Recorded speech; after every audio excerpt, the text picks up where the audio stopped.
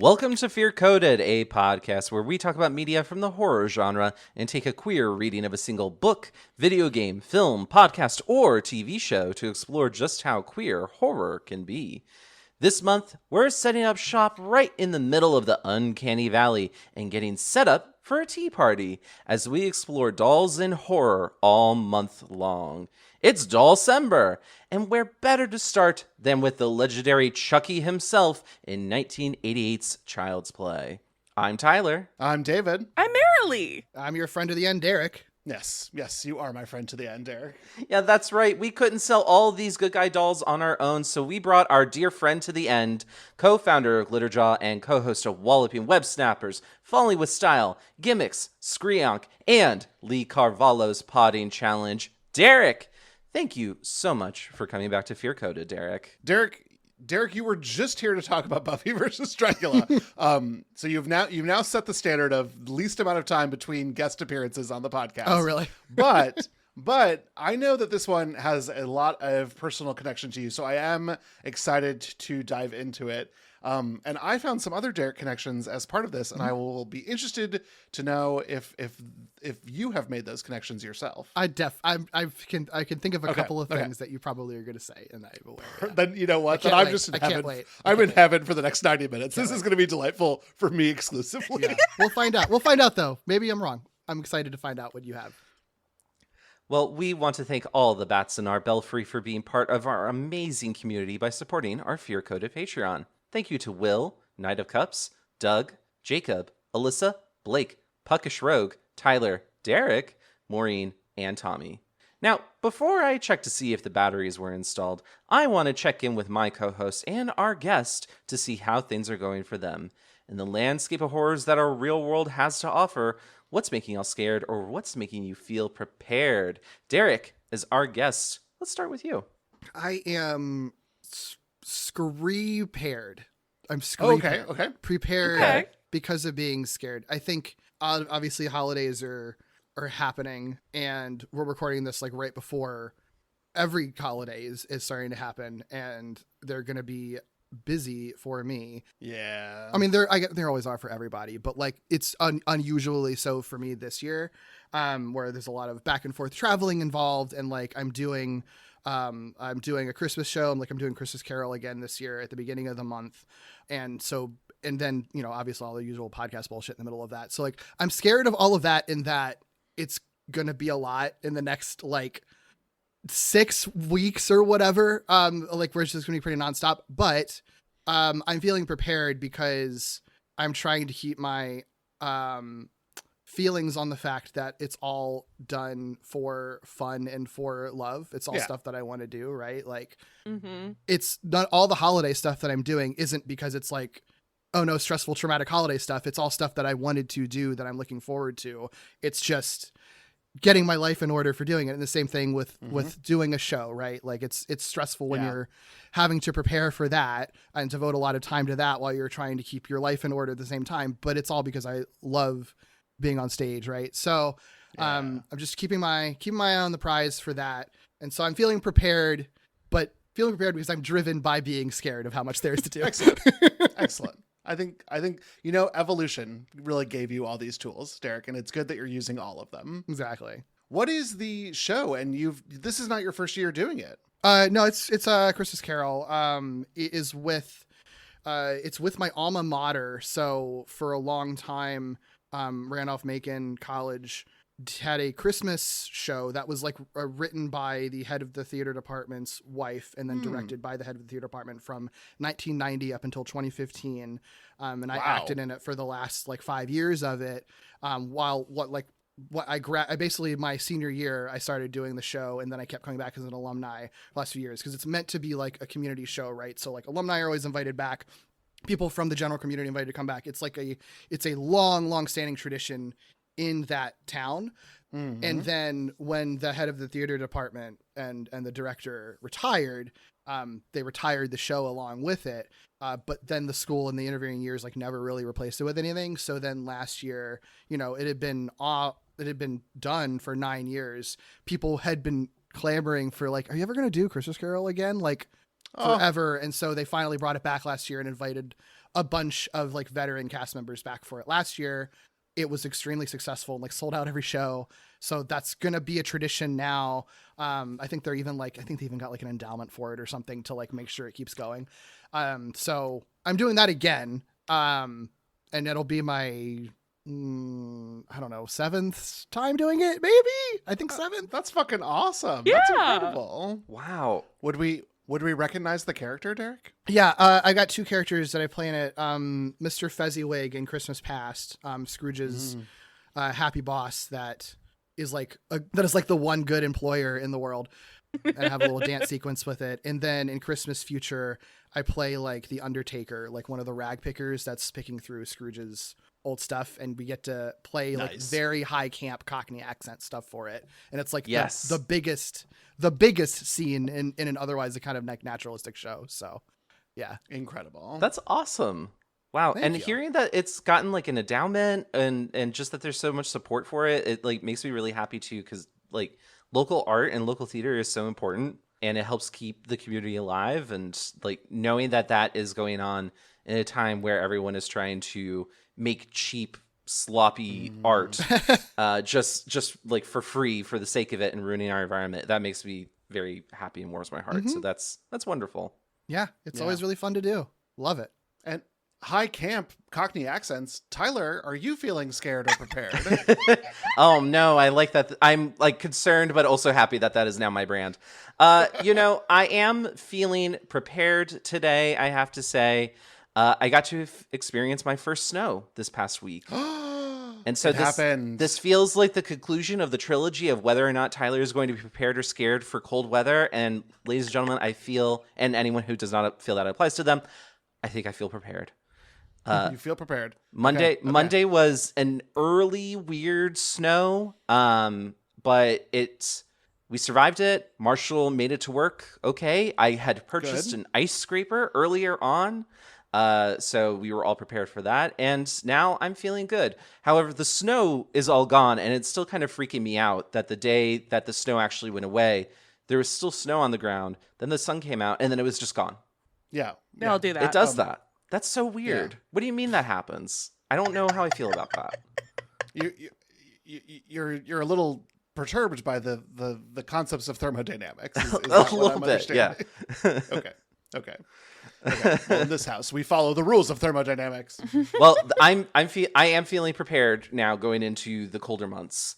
So, Marilee, I must ask, are you feeling prepared or scared today? Not to be too greedy, but it is a little of both things. I'm mostly prepared, but I'm a little scared because like I am planning on making myself like a big pan of macaroni and cheese for dinner. Hell yeah. Yes. And it's so nice to have homemade macaroni and cheese. But I know that there's going to be a moment when I'm about halfway through making it. I'm going to like look at all of the dishes and stuff that are strewn from my kitchen. I'm like an hour and a half in, and I'm going to look around and be like, is this worth it? I have a box of like fucking easy macaroni and cheese in the pantry that I could have made and been done an hour ago. And I just need to, I know that I need to, this happens every time I make mac and cheese. I just have to power through that scared moment and I will be prepared. I will eat the mac and cheese right out of the oven, be like, yes, no, it is worth it. It is worth it to do all of the things. But God, it's so annoying. I don't think I've ever successfully made mac and cheese outside of like a box. It's not hard. There are just a lot of steps, and you have to actually, everybody always says that you have to like take a block of cheese and like grind it to shreds yourself because it doesn't bind properly if you don't, and you just have to do it. It sucks, but you have to do it. Because they add like different types of preservatives on like shredded cheese bags, so it is better so it doesn't clump and yeah. And if you don't, it is worth it. It is worth it though. Like it's so worth it. It's definitely worth it. Like I've never been disappointed from making homemade mac and cheese, even if it takes a long time. Do you have the dark moment of the soul every time you do it as well, Derek? I mean, less. I think the mess of it. Yes. I think the mess of it. Yeah, for sure. The mess. There's just always that moment where like, what if I just didn't do this instead? But you just gotta power through. You gotta power through. I never get that dark. I'm more just like, upset at how much longer I have to take, but I'm never like, I wish I shouldn't be doing this, because I'm making fucking mac and cheese. I'm destined to be doing this, actually, is how I feel. It's just facing your destiny, you know? You're a delight. I have something that compels me right now, that I would feel compelled to do in the moment of facing that darkness. And I wonder if you have done this and if it would work for you. Is I feel like if I got to a point where I felt like I couldn't go on, I might grab a handful of noodles and a chunk of cheese and shove them in my mouth and remind myself of the ultimate goal. No, I wouldn't do that. I wouldn't Would you not? Would you not do that? No, because like the whole different. point is that it's not going to taste just like a raw hunk of cheese and a noodle. You have to like you layer the cheeses. You use different cheeses as well as, and I think this is the secret sauce. You have got to use really good Dijon mustard. Yeah. Wow. So, a literal secret sauce is your secret sauce. I mean, it's more of a secret condiment, yeah, but like the way that I do it is you fry an onion and you sweat out an onion, and you put some Dijon in there and you get like that cooking. Then you deglaze the pan with some white wine, and then you melt the cheese. And then I would also put in a lot of pepper, but again, it's just a more Dijon than you think that you need. And then by the time that like it all bakes and like comes together, and also I would put lots of panko on the top. Yes. Yeah, that's when it all comes out, it's so good. And the Dijon really like brings a muchness to it. I love that, Marilee, because it sounds like it's almost like kind of like a savory mac and cheese, which I never really considered. Like, yeah, all mac and cheese is savory. Yeah, what else would I it know, be but like savory? But there's like an extra, like maybe it's like the umami. I don't know, like from the that makes sense. Yeah, from the Dijon. Yeah. I mean, because like mustard flavor. Like I'm a ground mustard girly in anything that has cheddar cheese in it, because it really elevates like cheddar flavor a lot. But I think like Dijon, because it's Dijon. Does Dijon traditionally have horseradish in it, or am I making? Or am I making that? I think so. Yeah. Yeah. So I think that like little tiny bit of spiciness like helps it a lot too. Yeah, definitely. It's just it's so good, but I don't know. I just don't have the patience for it to I mean, I do. I hate it the whole time. I'm gonna do the fastest edit ever of an episode just to isolate this part for you, Marilee, and you can listen to it on loop while you're shredding to remind you that there is a goal at the end. Even I bought myself a rotary cheese grinder, because like that'll help, right? No, I got the cheapest one off of Amazon because I was like, yeah, this will work, and like the suction doesn't work, and it's smaller than I need it to be. You can get an electric one though, where you just stick the block in and it shoots it out though. You could do that. Hello? Those exist. Yeah. I mean, you can either that, or if you have a food processor, sometimes they'll have an attachment that you can shred cheese into. That's what I've used. So like, That's what I've used. There are options. There are definitely options. Got it. I will have to look into those. But I like you working out your cranking arm for when you go back to the phonograph for Hoopcast. Exactly. Yeah. That's really anything for Hoopcast. There's quite the backlog in the Hoopcast that we haven't gone through yet. Well, you haven't. I've been a Hoopcast listener from day one, Tyler. So stupid. I can't wait for this bit to die. Oh, sorry. I'm more of a newbie. I'm a fake Hoopcast fan.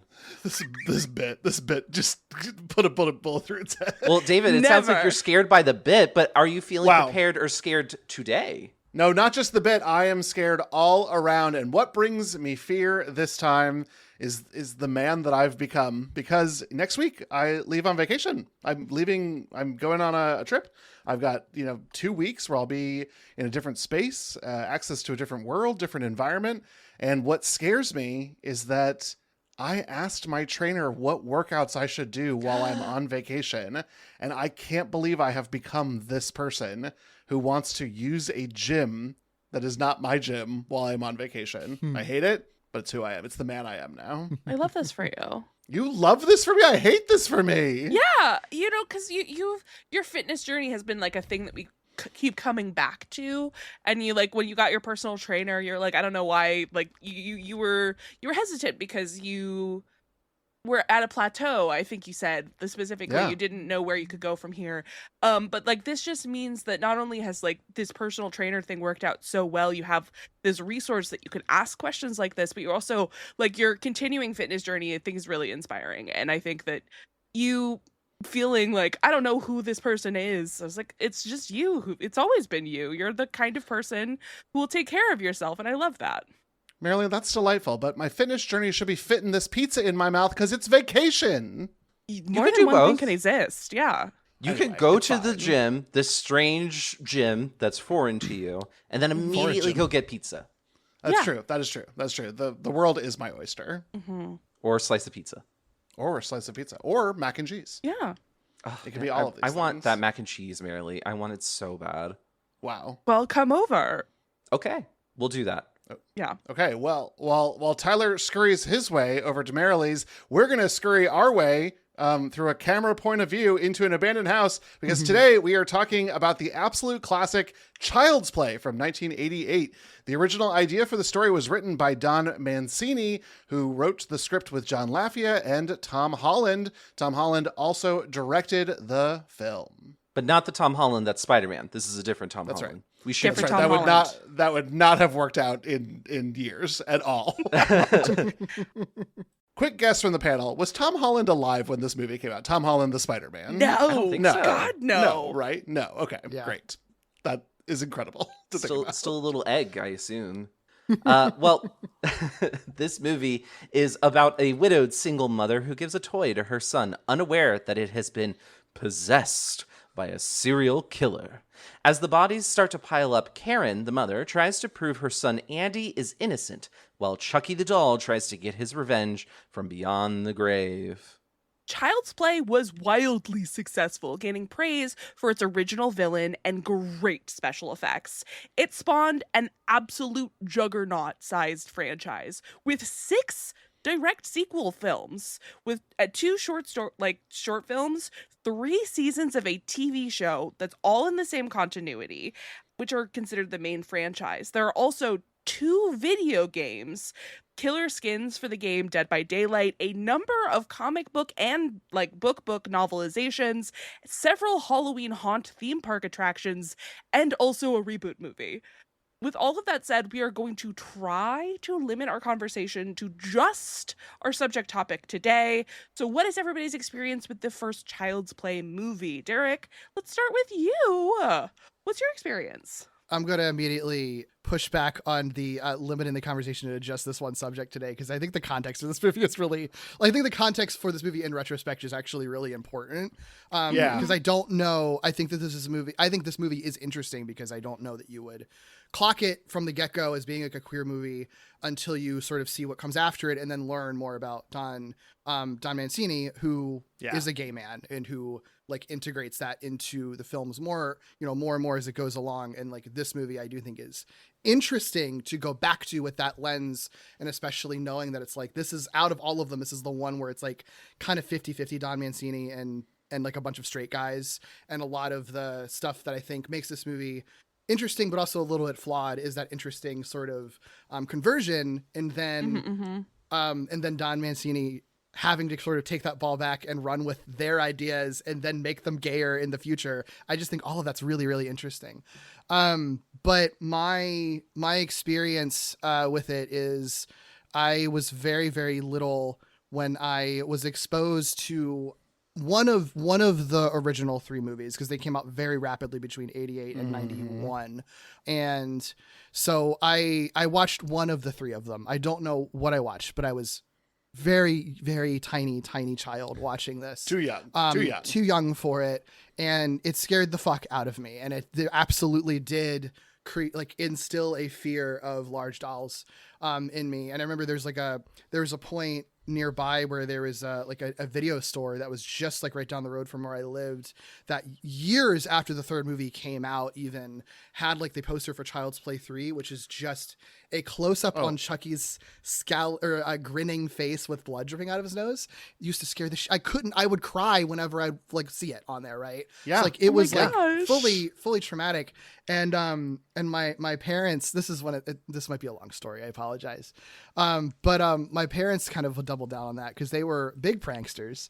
And we owned a couple of what they would call life-size dolls that were maybe 3 to 4 feet tall. And so there was one that was a newer one, and then there was one that was an old one that my mom had when she was a child in the 60s. Wow. And it was like dirty and had like matted hair and everything. Very ugly, very creepy. Used to scare the shit out of me. They would hide it in my closet sometimes. They would put it at the foot of my bed when I woke up sometimes. Went on for years. And then eventually, even when I like the kind of apex of it, and I think the last time they ever did anything with it was I was taking piano lessons, and the piano, or I think I was practicing on a keyboard that was in the basement. And I went down there and they like put the doll in the seat, put a pencil in her hand, and then wrote in like these sort of like daggery letters, like, "I'm going to kill you, Derek." By this point, they'd done it enough that like I knew that it was them, but I still didn't like it. And so like I went upstairs and was sort of like, "I know what we always do. You're not going to trick me, but can you just like move it? Cause I don't like this. I'm too scared of it. Don't touch it. I don't want to touch it." And they pretended like they didn't know what I was talking about. Oh my God. And were scared by it too. And then went down one by one, and they would go down in the basement and then just like scream bloody murder, and then like silence. And then the next parent would be like, "Oh no, what's going on?" And pretend like they don't know what's going on. Then go down, scream, and then silence. And then just let me upstairs by myself for a while, until eventually come up like laughing. So that's my childhood trauma. I think it's hilarious in retrospect, and I look back on it fondly because it's so fucking funny that they did that to me. But that obviously like fucked me up for a long time. Yes. Yeah. But I think I'm happy for it though, because I think it gave me a better appreciation for like horror movies in general, because I went through like a very realistic experience, and then I could watch the movies afterwards and be like, yeah, this shit's fucking fake. This is just for fun.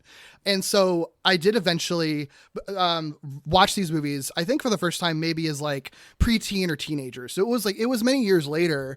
I had avoided them for the most part, but then eventually was just like kind of interested, and I think was aware that they were going in wild directions. So I guess it probably was sometime between Bride of Chucky and Seed of Chucky, like during that period when the series had kind of already veered into like a horror comedy territory. And I found that really interesting.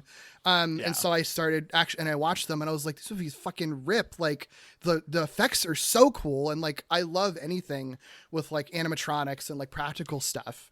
And they're really, really cool. And I found them just like so fun and enchanting. And then the more I would learn about them, the more interesting it got. The fact that it is like one guy who's been helming this franchise for decades, which is like so unprecedented. And then the fact that one guy is a gay man who was like, as the more power that he got over it, the more he imprinted his own experiences onto the films.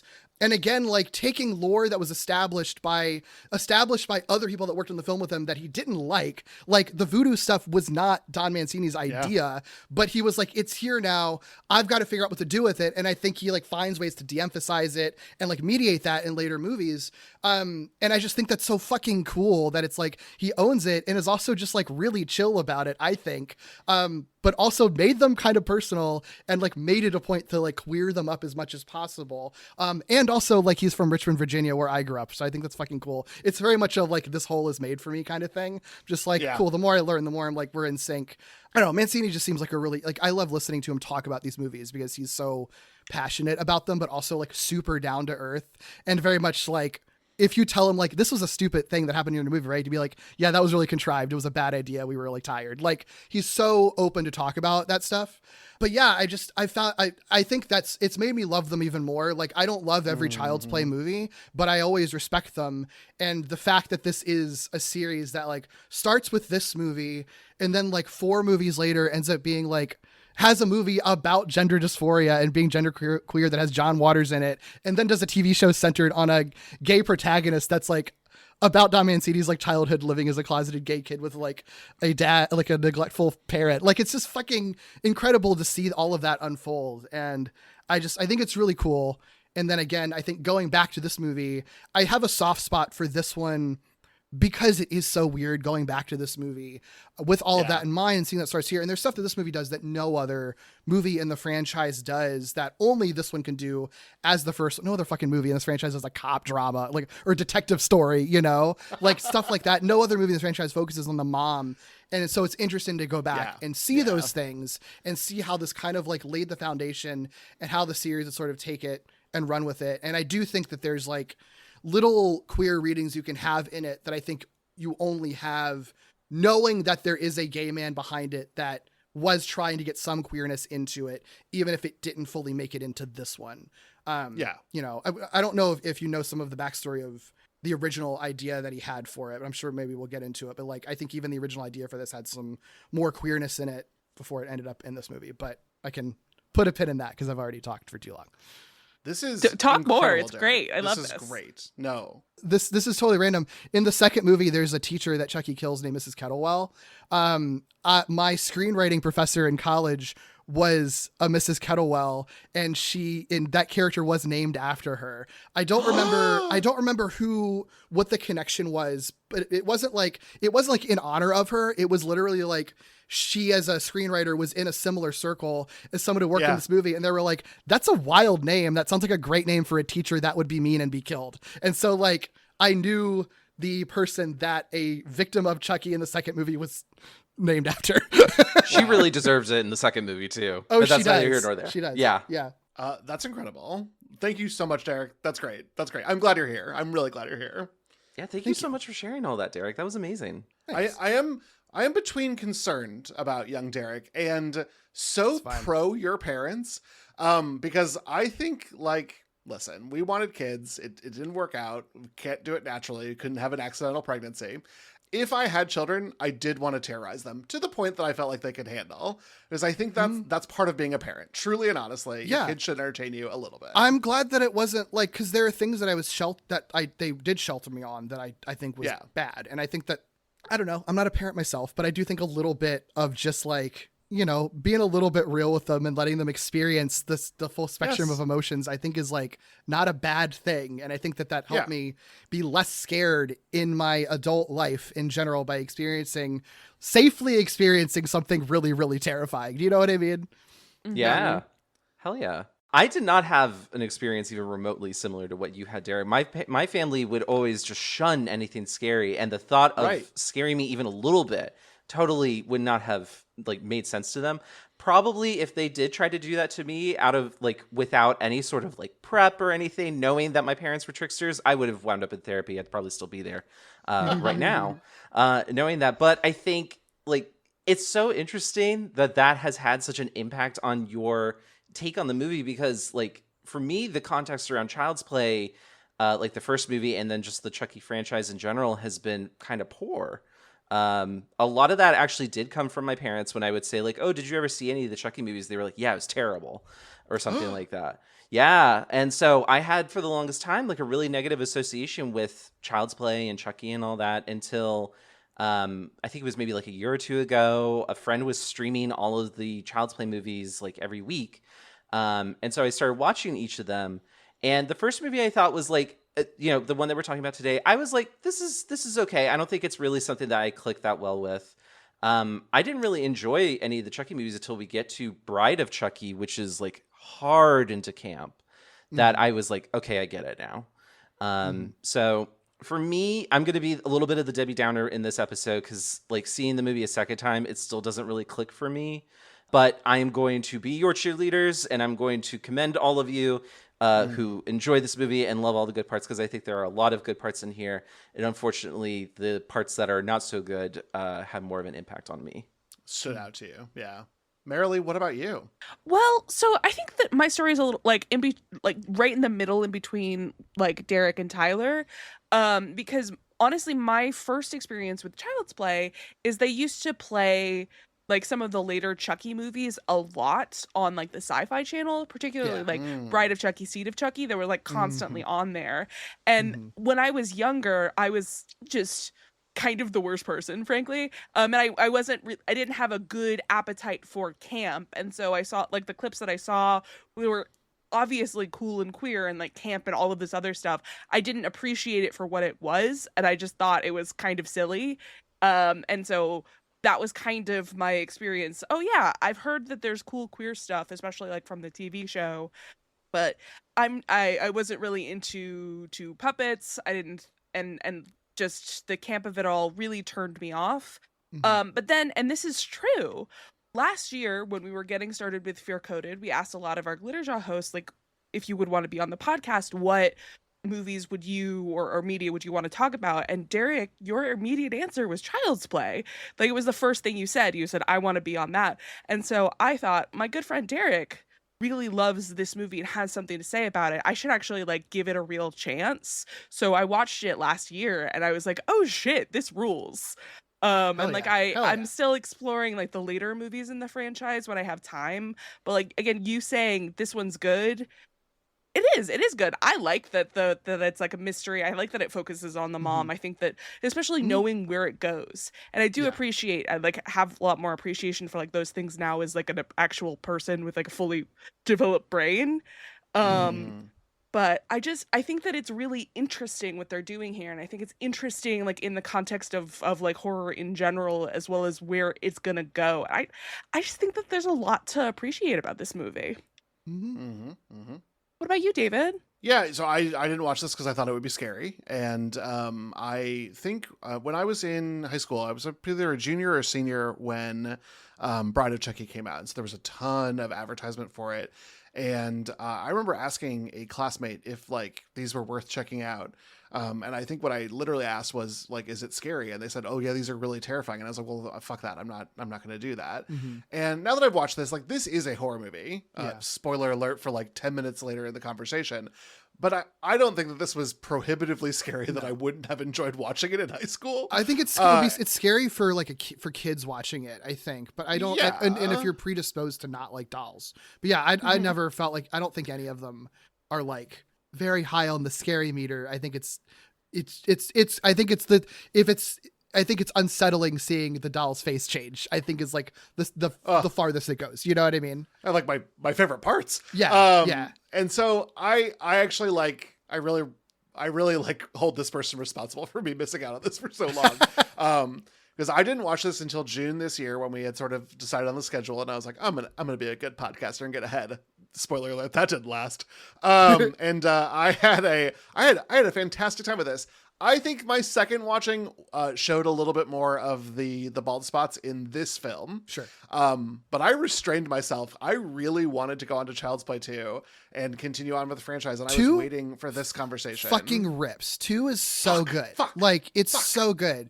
I do think that if you were to return to the franchise, though, I mean, like, unless you intend to do all of them, which I wouldn't recommend, I do think that, like, doing Seed of Chucky with someone genderqueer who's a fan of it, or doing some episodes of the TV show, I think are like a lot more valuable for conversation because it's so interesting. Like Seed of Chucky is just interesting because it's like from 2004, so there's a lot of shit that's like really dated in it, but still also really innovative at the same time. I don't know. I think 2, I don't know. I feel like you'd still have the same sort of like struggles with like queer conversations with it because it's not fully there yet. I think there's like a little bit more in there for sure. There's definitely more you can pull from it, but you can have more robust conversations the deeper you get. But as a fucking movie, 2 rips. It's so fucking fun. Yeah. This one's for David. This one was for the podcast. The next one will be for David. I probably, Derek, will go through the series. I probably will just do this. But merely saying how many seasons the TV show is, which excites me and terrifies me a little bit because there's a lot of TV to watch. Sure. But I feel like I can get through these films no problem. This is not a challenge. This is not as scary as it was told to me to be. And I do have a little bit of a thing with dolls that we're going to go through all month long. Like I don't like them. And I also was raised with those like 3 foot tall fucking 60s dolls that these people had, and we kept ours in something called the playroom of the farmhouse, and that just whole thing is fucking terrifying. If you told me that there was a playroom in a farmhouse, I would just ask like, oh, okay, is that where the bodies are kept? Tyler, we simply don't have time, but the room next to the playroom was called the witch's room. What the fuck? What does that even explain that? Sorry, we cannot go on. You have to talk more. It was the room that led to the attic, and so it was sort of in disrepair, and it looked like it was in disrepair, and that's how it got the nickname the witch's room, because it looked like a witch's old hovel. But it was on the second story of a very well-to-do farming family's farmhouse. That's incredible. Why no one ever invested in like fucking drywall is beyond me. Is witch's room like a term that is used, or is that okay? That is like a real thing. It might be. It might be regional. I've only heard it in Michigan, but I've heard tons of people in Michigan refer to witches' rooms. That's so funny. I love that. Good though. God. But it's like a closet or something. It's not like you wouldn't put a child's bedroom and be like, oh yeah, they're in the witch's room. Like that feels. I mean, well, maybe Derek's parents would. But Yeah. Yeah, honestly. But yeah, I had a blast with this. I'm excited to go back to it. Yeah. So now that we have talked about our context with Chucky and our history with it and everything else, now it is time to talk about the themes related to today's episode. So our very first theme of the day is Robert Did It. Convincing people that Chucky really is alive and filled with evil is, in many ways, the core struggle of the movie. One of the final lines of dialogue is, "Do you believe me now?" Followed by, "Yeah, but who will believe me?" Andy, the child, especially struggles with this because adults think he's just playing or confused when he tells them that Chucky did it. Strangely enough, in many ways, this story resembles the case of supposed real-life haunted doll and Florida legend Robert the Doll.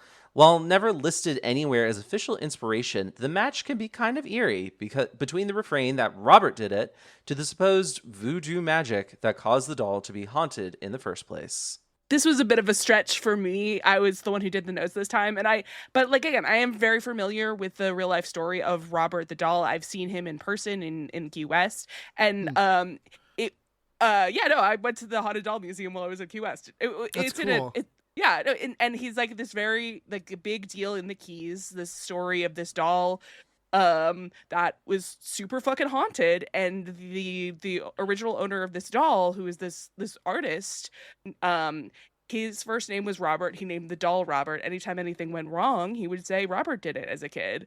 And he came back to Key West as an adult. He found the doll in the attic and then started hanging out with the doll again. It's all very weird. It's a very interesting story. I highly recommend you look it up if you'd like a little soupçon of creepy today.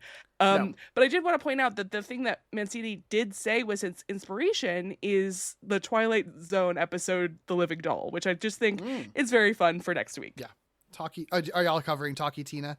Yes. We are indeed. Tina. Hell yeah. Our next episode. Love that episode. Oh, it's so good. Yeah. That'll be a fun one to record and talk about. But I also think like this creepiness and the fact that no one really kind of believes that Andy is telling the truth here reminds me a lot of another creepy doll that we had, although a puppet in this case, with Night of the Living Dummy last month when we covered the Goosebumps book.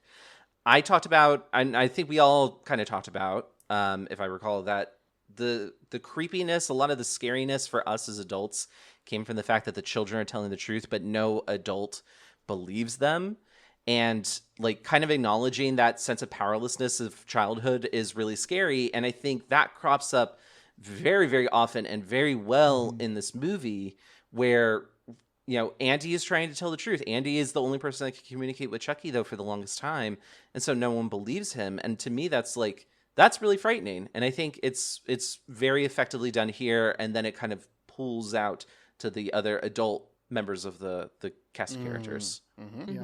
I don't know if this is a great time to talk about it, but I'd love to bring up Mancini's like original idea for what the movie was, because I do think it kind of plays into what this theme is. So initially, he was really interested, I think, in the idea of like commercialism in the 80s and how his dad worked in advertising, so he like saw how cynical that stuff was when how it like corporations targeted children specifically. And like I think it's in the second one or a future movie where like you even have like an executive referring to children as consumer trainees. Like that's all like stuff he pulled from his sort of like real life experiences. So the movie was a lot more of like a satire on that, and the sort of heightened satirical element was that the dolls would be like these dolls that like had like sort of flesh that could tear and they could actually bleed, and which is meant to be like really absurd, because then it would be like, well, parents, then you've got to buy band-aids and bandages for your dolls. So it's like basically creating dolls that could break down, that then you have to buy extra stuff to like supplement them. It's just a ploy to buy more stuff, right? So it like meant to be like an absurd out there idea. And then where the evil comes from is like just this accidental blood magic where like Andy's blood mixes with the doll's blood, and then, you know, the doll kind of comes to life. But the movie, I think, in his original idea with that context, since that whole thing is like a lot more vague and a little more heady, it's meant to be like the doll was kind of manifesting Andy's own like internal sort of rage and complicated emotions from feeling just like not understood or feeling neglected, which again, kind of a heady concept. And I think that in that version of the movie, it's less about like no one believes the kid who's telling the truth, and it's more like this kid is like has all of these like complex emotions that his parents are just ignoring and not able to understand, that then manifests in terrible ways, which I think to me is like a very queer kind of story, right? Of like your parents don't understand you and you don't know how to process your emotions because you're too young to even understand what it is. And we don't have that help and assistance to process those emotions. They're going to manifest in really destructive ways, which I think is really, really cool. Obviously the movie that we get is I think a lot more simplified and like, I don't want to say grounded, but like it's more like things are explained a little more explicitly, right? It's a lot more simple of a story of an evil man possesses a doll with this specific type of magic, right? And I think, you know, Mancini has been open being like, I don't like that you made my heady concept so simplified, but here's what I got to run with it. But I do think that like that's the thing that is interesting about this movie is that like it is a very, I think this idea is less interesting than what Mancini came up with originally, but I do think it's a lot more palatable and understandable and makes sense why it was a hit that became a franchise, even if I do think it's a little bit less interesting. Yeah. And in 35 years, Mancini would have done an A24 like that. Exactly. There's a different landscape now for that kind of film. And we never would have had Child's Play if that was what it was. And as disappointed as I am, because that does sound like a baller ass story. Yeah. This needed to be a little closer to a formula, I think, to be as successful as it was. And I hope, Mancini, come on the podcast. I hope that, that now we're able to explore things because the success of this first one yielded other success, which then let you tell a story like this in a mainstream way, which I think is cool. It does make the story fun and very understandable. Nobody believes the kid, but they should believe the kid, and then they start believing the kid, and then they fight the doll. Like it's very straightforward. And like I don't love that he's like a weird serial killer, but it gives him motivation for actions, and like that's the part of the formula I needed was motivation. I do think that is like an interesting genius move, because I don't know that other talking doll stories traditionally, I feel like usually it was like they just were evil or they were like possessed or something. I do think the idea of like, no, this is just like a literal human man who just kind of ended up in a doll. I do think that that's a really interesting take on the evil doll concept. That's like creepier in a very different way, you know? Yeah, I agree. I so much about like what makes Chucky and like Charles like Lee scary is so much about like who that character is. And like I kept thinking about like he's a serial killer, so like who's this other guy, like what kind of crimes are they committing? I just, you know, I think it's all very interesting. Yeah, it is funny. Like, I think it's not, I'm sorry. I literally just watched an interview with Don Mancini like this morning. So like, it's all in my brain, but like that even came up where it's sort of like, why would a serial killer have like a partner? Like, it doesn't really, is that like a thing that happens? You know what? It's sort of Doesn't weird. matter. Doesn't matter. It's great. It's amazing. Yeah. Dexter, Hunt, Chucky. Like, I would love this. Like, get together, make it happen. Oh my God. I don't think I would survive that. Oh, well, in that case, we have to move on to our next theme, which is that voodoo that you do. So voodoo, VODOU, is a very real religion that was created through the combination of the traditional religious practices of the Central and West African peoples and Catholicism that is still practiced today. It is also a closed practice, which means that you must be initiated in its mysteries by a practitioner to truly learn more. Because of these factors, it was easy for depictions of voodoo to become warped in popular media and not at all like the rich culture that it truly is. Yeah. It's the worst part of the movie. And I don't even mean for sure. And not even like it's racist on one hand, but it's not even just that. It's also just like really like, why is Chucky fucking using a voodoo doll in this movie? It's stupid. It doesn't make any sense. It's so silly. Yeah. And it's like, this is the only movie that like has any focus on that whatsoever, because that was all Tom Holland was like really into the voodoo idea for this movie for some reason.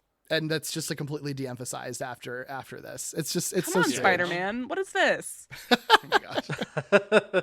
Hey, we didn't talk about this in your background history, Derek, but Tom Holland showed up in another place that I wasn't expecting him to. Another film that you have expressed interest in. He directed Fright Night. He did. And wrote it. Yeah. Oh my God. Wrote it. Yeah. I like Tom Holland as a director. And I think with Fright Night, he was actually like very into like emphasizing the gay subtext in that movie too, and like elevating that and making that a lot more explicit. So I like him as that. I do think he was a bit of a menace in this movie because there's stories of him not being very nice to Alex Vincent, and that's really why he's not on any sequels. Like it was very much like, we got to get a good realistic performance out of a 6-year-old child, so let's terrorize him. And it's just like and nobody was happy with him doing that, so he's like not part of the franchise after the first movie, unfortunately. And like between that and the voodoo stuff, it's like, you don't have to be part of this, it's fine. It did seem like a kind of, not a fall from grace, because obviously Holland did plenty of other things. He is a recognizable actor as well. You probably have seen this man in Spider-Man. But yeah, it's so stupid. And he directed The Langoliers, so like, listen, he did land on his feet eventually. But this it was sort of a weird note on this, and I did see the voodoo stuff. It did seem kind of like there was a sore part of the cast and crew, and it was Holland. And that was the one that didn't persist. I mean, like, Alex continues on. Like, he's great. Will come back in this series, and he is fucking fantastic. He's so good in this. He is the lead in the second movie, even as a fucking like 8-year-old kid, and he's so good in it. And like as an adult, he's really, really good. And he doesn't seem like working on this movie has actually fucked him up. Like he's very like has a really good relationship, I think, with these movies. It's very cool. Yeah. I would also fire a director to keep this child actor. Like, I would do anything to keep this child actor. Derek, is Alex Vincent the actor in the third movie? Because I feel like the third movie was literally made 9 months after the second movie, and it takes place in military school, so he has to be aged up to like 16. So, but it is funny. So it's Justin Whalen plays him in the third movie, but then because Justin Whalen then goes on to be in Serial Mom, he ends up being the connection between John Waters and Don Mancini, and that's how John Waters ends up in Seed of Chucky. So yeah, but that's the only time that Andy is not played by Alex Vincent. Yeah. God, we will do anything to not talk about this voodoo, Tyler. I sorry to derail your theme, but it sucks. It's Marilee's theme. It doesn't have a lot to do with like the rest of the movie, mostly because all of a sudden there's a voodoo plot dropped in right at the beginning of the third act that comes from nowhere. It could have been any form of magic. I felt like it would be impossible and frankly irresponsible of us to talk about this movie without mentioning, hey, voodoo is a real, honest, actual religion that lots of people really actually practice. It is not like a fun movie, haha. It's real. Right. It is believed, and it's really racist to just pretend that that's not what is happening here. For sure. And I felt like we have to I think it's important. It's important too, because I also think that's another thing that makes this movie weird, is that like, again, it's like dropped into here and it's like so conspicuously de-emphasized. Like, obviously they have to keep some of the rules of this, but like, again, you're not having Chucky nobody's playing with fucking voodoo dolls in future movies or whatever. Like, it's only this one, and it's interesting how much it's in here, and then it's just like, we're just not fucking with that in future things, because that was weird. If I give them the slightest modicum of credit for this one, at the very least, they make it very clear that, one black man in the whole movie is like, this like guy who teaches Charles Lee Ray voodoo, but at the very least, he's like not framed as being evil. He's very much like, oh no, this is like shit you shouldn't be using for evil, dude. I'm kind of like, maybe you should vet your clients a little bit more before teaching a serial killer this. But at the very least, like they aren't framing actual, voodoo as something inherently evil. Right. Just that this is an evil man using it for evil. It's still not good how it's deployed, but it could have been worse, I guess. Could have been worse, I guess. What a ringing endorsement. Right. Well, listen, we have to ask a couple questions that we ask of every media we consider here on the podcast. And the first of those is it horror? Is the film Child's Play, which introduced the character Chucky into our worlds, a horror film? Yeah. I love this section. Yeah. I genuinely love this section because it's so funny to just be like, yep, a flat yes. And like, yeah, we could talk about it more. We could move on. It's so funny to me every time. I do want to say that David Kirshner's Chucky doll, David Kirshner is the designer of the Chucky doll. It's an animatronic. It looks fucking fantastic. And I was maybe not prepared for how fucking good this looked. And I knew this name, but it wasn't until I looked him up that I connected the dots. This is the man who came up with the story for An American Tail. 2 years later, he would design the Chucky doll. Can I also add that one of the main effects guys and engineers, Kevin Yeager, who worked on this movie and would work on future ones, he met Catherine Hicks on set for this movie, and then they got married and been married ever since. Oh, Yeah. that's lovely. Yeah. They found love. She's good too. I will actually say the cast is pretty stacked. Oh, yeah. Genuinely. No, Prince Humperdinck from Princess Bride. Yeah. Mm-hmm. What a pull. Yep. What a pull, Tyler. No, it's not a pull. It's I had to learn his name as I was doing the notes because the entire time he's just been Prince Humperdinck to me. He's also Prince Humperdinck in Fright Night. Yeah. Okay, calm down. I did also see him in a PBS documentary about Edgar Allan Poe reading some Poe. So that was neat. He gave it some gravitas. Yeah. Okay. He's Okay. always going to be Jerry the vampire Jerry the apple eating vampire to me for God, he's so good.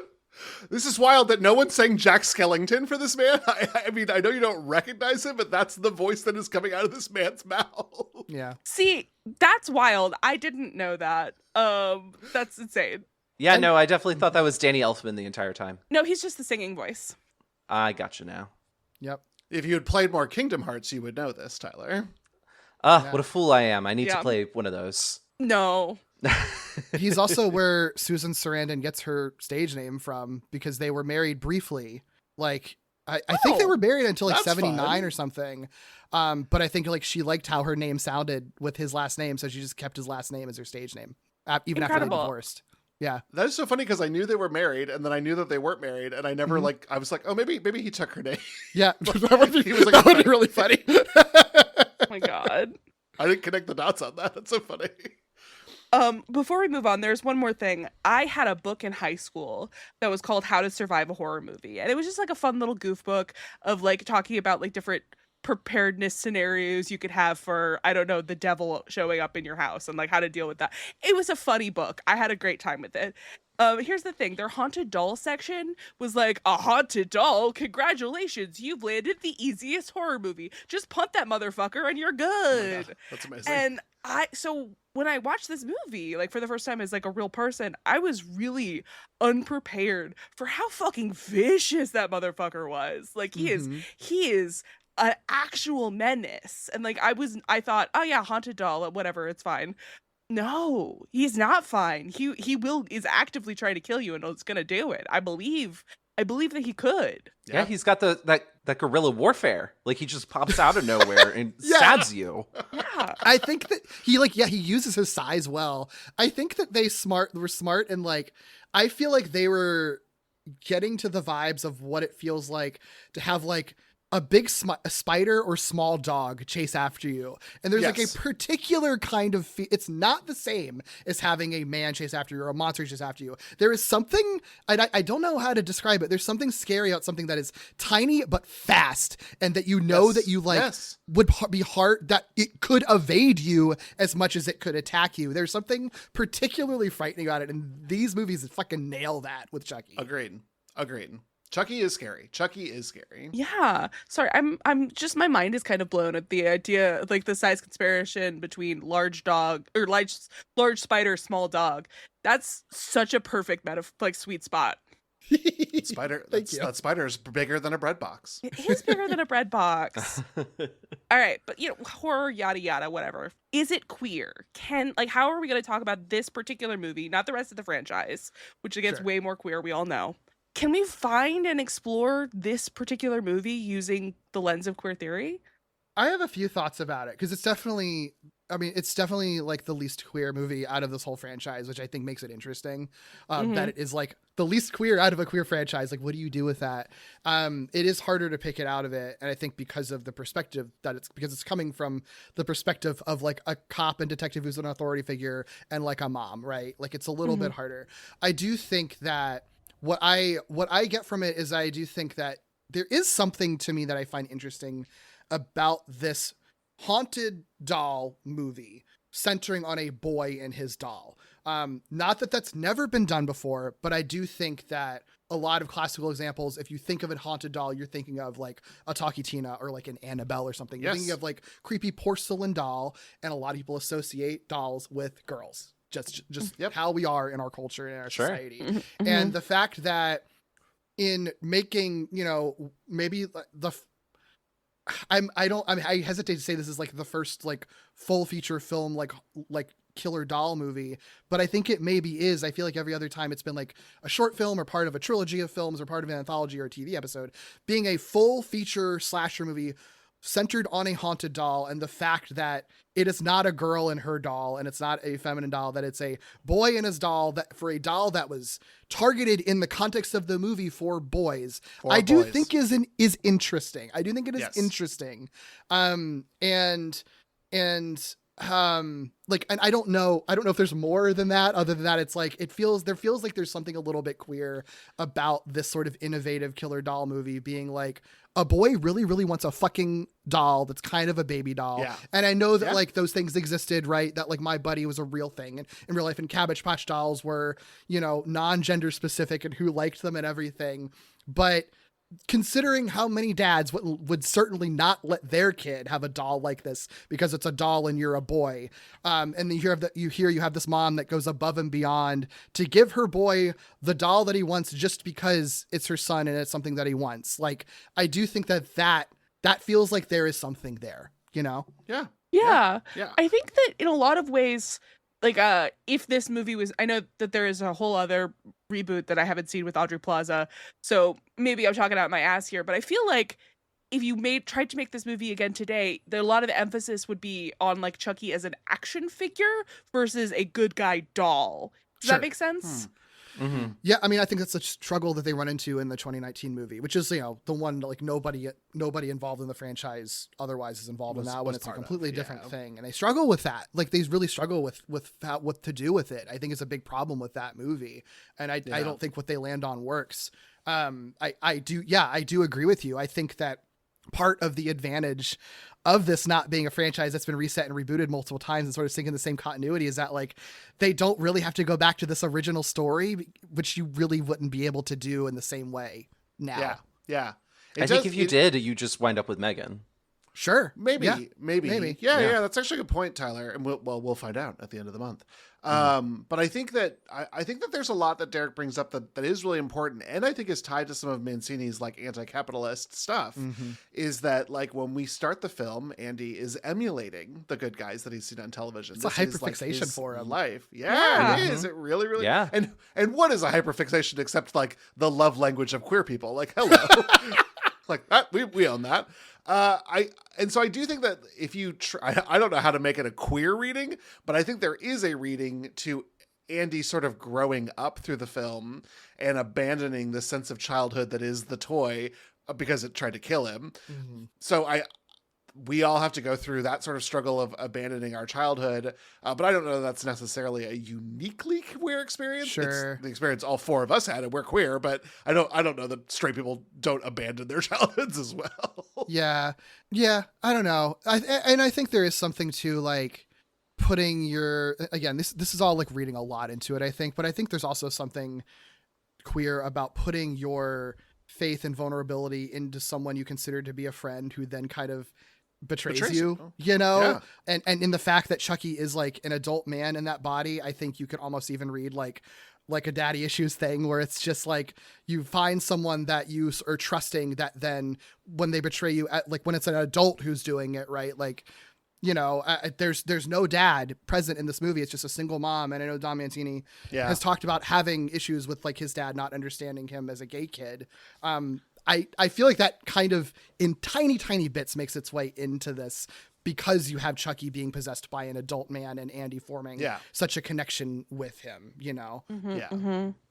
I also think, and I don't know what to do with it, just because this now feels like cultural memory that's coming in from just existing in this world, is I kind of was expecting a Chucky face turn at the end of being like, oh, I can't do this to Andy. And that did not happen, but it feels like maybe there is a Chucky in the future who has a code of ethic. Maybe not a code of ethics that we all have, but something that is a little bit more about the character having moments of a type of heroism. I think you're thinking of the scene where that's what went viral from the TV show where Chucky is like, I have a queer kid. I'm like not a monster. I'm not a monster. Yeah. I think that kind of, I actually give this series a lot of credit, because there are a lot of horror fans that are like, oh fuck yeah, Chucky, like anti-hero, like he kills authority figures, like he's a fucking anti-consumerism icon. The movie's never really leaned into that. He's always just a fucking monster, horrible person the whole time. Hey. So That's fine too. That's fine too. Hey, and it can both things can be true. You can still celebrate this as I mean, he tries to stab the fucking detective's dick through the bottom of the seat funny in the car. That scene is so funny. That scene is great. Take his balls off, man. I was cheering for Chucky. I don't want Chucky to kill the kid, but pretty much and Maggie was also a sad one. Pretty much everyone else, I was like, yeah, fucking get it, Chucky. Kill. Kill. There is, I think it's like that competence thing, like, because Charles Lee Ray, excellent murderer, so it's kind of nice to see someone who's really good at something do their job. Oh my god, that's so, I love we are so starved for competence that we're rooting for Chucky being really good at killing. Marilee, you have pegged me. This is just like why I liked The Pit. I just like watching people be good at their jobs, and this was The Pit, but with a killer doll. Yeah, no, like, wow. Yeah, I came to that realization in the moment. And I'm like sitting with it right now. I was like, yeah, I can't believe I said that, but it's real. So, David, I genuinely think no one has ever said that sentence before. What? This is like The Pit, but for a killer doll. Yeah. That's so if you cool. have, please write into the podcast. Yeah, I would love to know. I would love to know who your psychiatrist is. I love that. No, so I think that one other thing is like, I don't know, maybe because it's like knowing that the franchise does go into a more heavily gender place. I feel like you could maybe find a reading in the dysphoria of like Charles Lee Ray being like, I don't want to be in this body for the rest of my life. So like maybe you could find stuff there. I think so. I don't think that. I don't know that it's like. I mean, it's definitely not intentional in this movie, but I think that Right. In retrospect, because the movies do play with that in the future, like explicitly. So like, I think, in retrospect, you kind of could, for sure. I think that's a really great reading on it. Well then, let's open a good boy of our very own and jump into the plot beat by beat for 1988's Child's Play. The movie opens with a foot chase between police officers and a serial killer named Charles Lee Ray. After he's shot, he takes shelter in a toy store and, realizing that his wound is fatal, Charles performs a ritual to transfer his soul into a new vessel, and he uses a nearby good guy doll. He swears vengeance on the cop who shot him and Eddie, his quote, friend, who left him to die before completing the spell. A storm rolls in and lightning strikes the toy store, causing a huge explosion. In the aftermath, Detective Norris finds Charles' dead body in the wreckage, and the camera zooms in on one of the good guy dolls. I can tell you something else that's queer about this movie is Chris Sarandon's sweater in this opening sequence. What? Yes. This is not a standard issue uniform, is it? What is going on here? Absolutely not. I know it's Chicago, but like, come on here. I think if I remember correctly in the original script, there's like more to this opening where like he is in disguised as like a woman on the street that Charles Lee Ray goes after. So there's incredible. already kind of like a little bit of like gender fuckery happening at the beginning of the movie that then is cut out. Because I think even when this movie starts, like you see him like throw a scarf away or something. And I think part of that was like the idea that he was in like a full disguise as a woman, which is just fucking wild. Again, considering where the series goes, that was literally meant to start at that moment. Wow. Listen, I would have loved a little Mrs. Doubtfire de-dragging here at the beginning of this film. That would have been incredible. I would have been here for it. Yeah. That's so insane. I cannot believe that A Right? was written and B was cut. I want that. Crime. Another Reagan sin, I'm sure. We're gonna get to Reagan so soon, gang. Can't wait. This is really our only experience with the actor physically present, Brad Dourif, that voices Chucky. Love him so and Brad much. Dourif, Oh, he's an so absolute good. icon So of good. character acting. So good. This isn't like his first thing, is it? I looked up so many other people, but I didn't even click on Brad Dourif. I was like, I know who this is. He'd been around for a while because he did and would continue to do so much genre TV stuff too. Yeah. Yes. Yeah. Wow. But you know what? I obviously did know him as Billy from One Flew Over the Cuckoo's Nest, but that was his first film. Oh yeah, of course that would be his first one. That totally makes sense. Well, he was young, but I Yeah. I could have seen him acting 5 years before that, but yeah, that he was a baby in that movie. Good Lord. Mm-hmm. But no, he's so good. I love him. I mean, I love he's still like one of like the first great X-Files episodes. What is it? Oh, yeah. God, I love right? that God, episode. he's so fucking good in that. So good. Yeah. He's so game too. Like, I mean, again, like Don Mancini's staying throughout the whole thing. Like Brad Dourif's always fucking Chucky, except for the one reboot movie. He's always comes back as Chucky. His daughter is like involved in the franchise now and is also really good in the TV. Sorry, this is a little bit of a tangent, but like in the TV show, they do flashbacks to like young Charles Lee Ray sometimes, and his daughter Fiona, like they put her in some makeup and she plays her dad and she's so fucking good at it. It's bananas. Like she's so good. Yeah. I love that. She's fantastic. And like, believe it or not, the the direct to DVD Chucky movies where she first shows up are fantastic too. Yeah, she's so good. She's so good. And it's like so heartwarming that like father and daughter get to work on this like demented killer doll franchise together. Oh, yeah. And they're both killing it, man. It's so good. The family that stays together slays together. Yeah. Also, she's a main character in The Pit, which we did just mention that they were Wait, both really? I in. didn't even know that. Oh my god, yeah, that's right. I totally spaced. Yeah. They were both there. They were both there. I also am really glad I clicked on this because I now know that Chucky appeared several times on the WWE, voiced by Brad Dourif. Yeah. That did happen, didn't it? Yeah. Oh my god.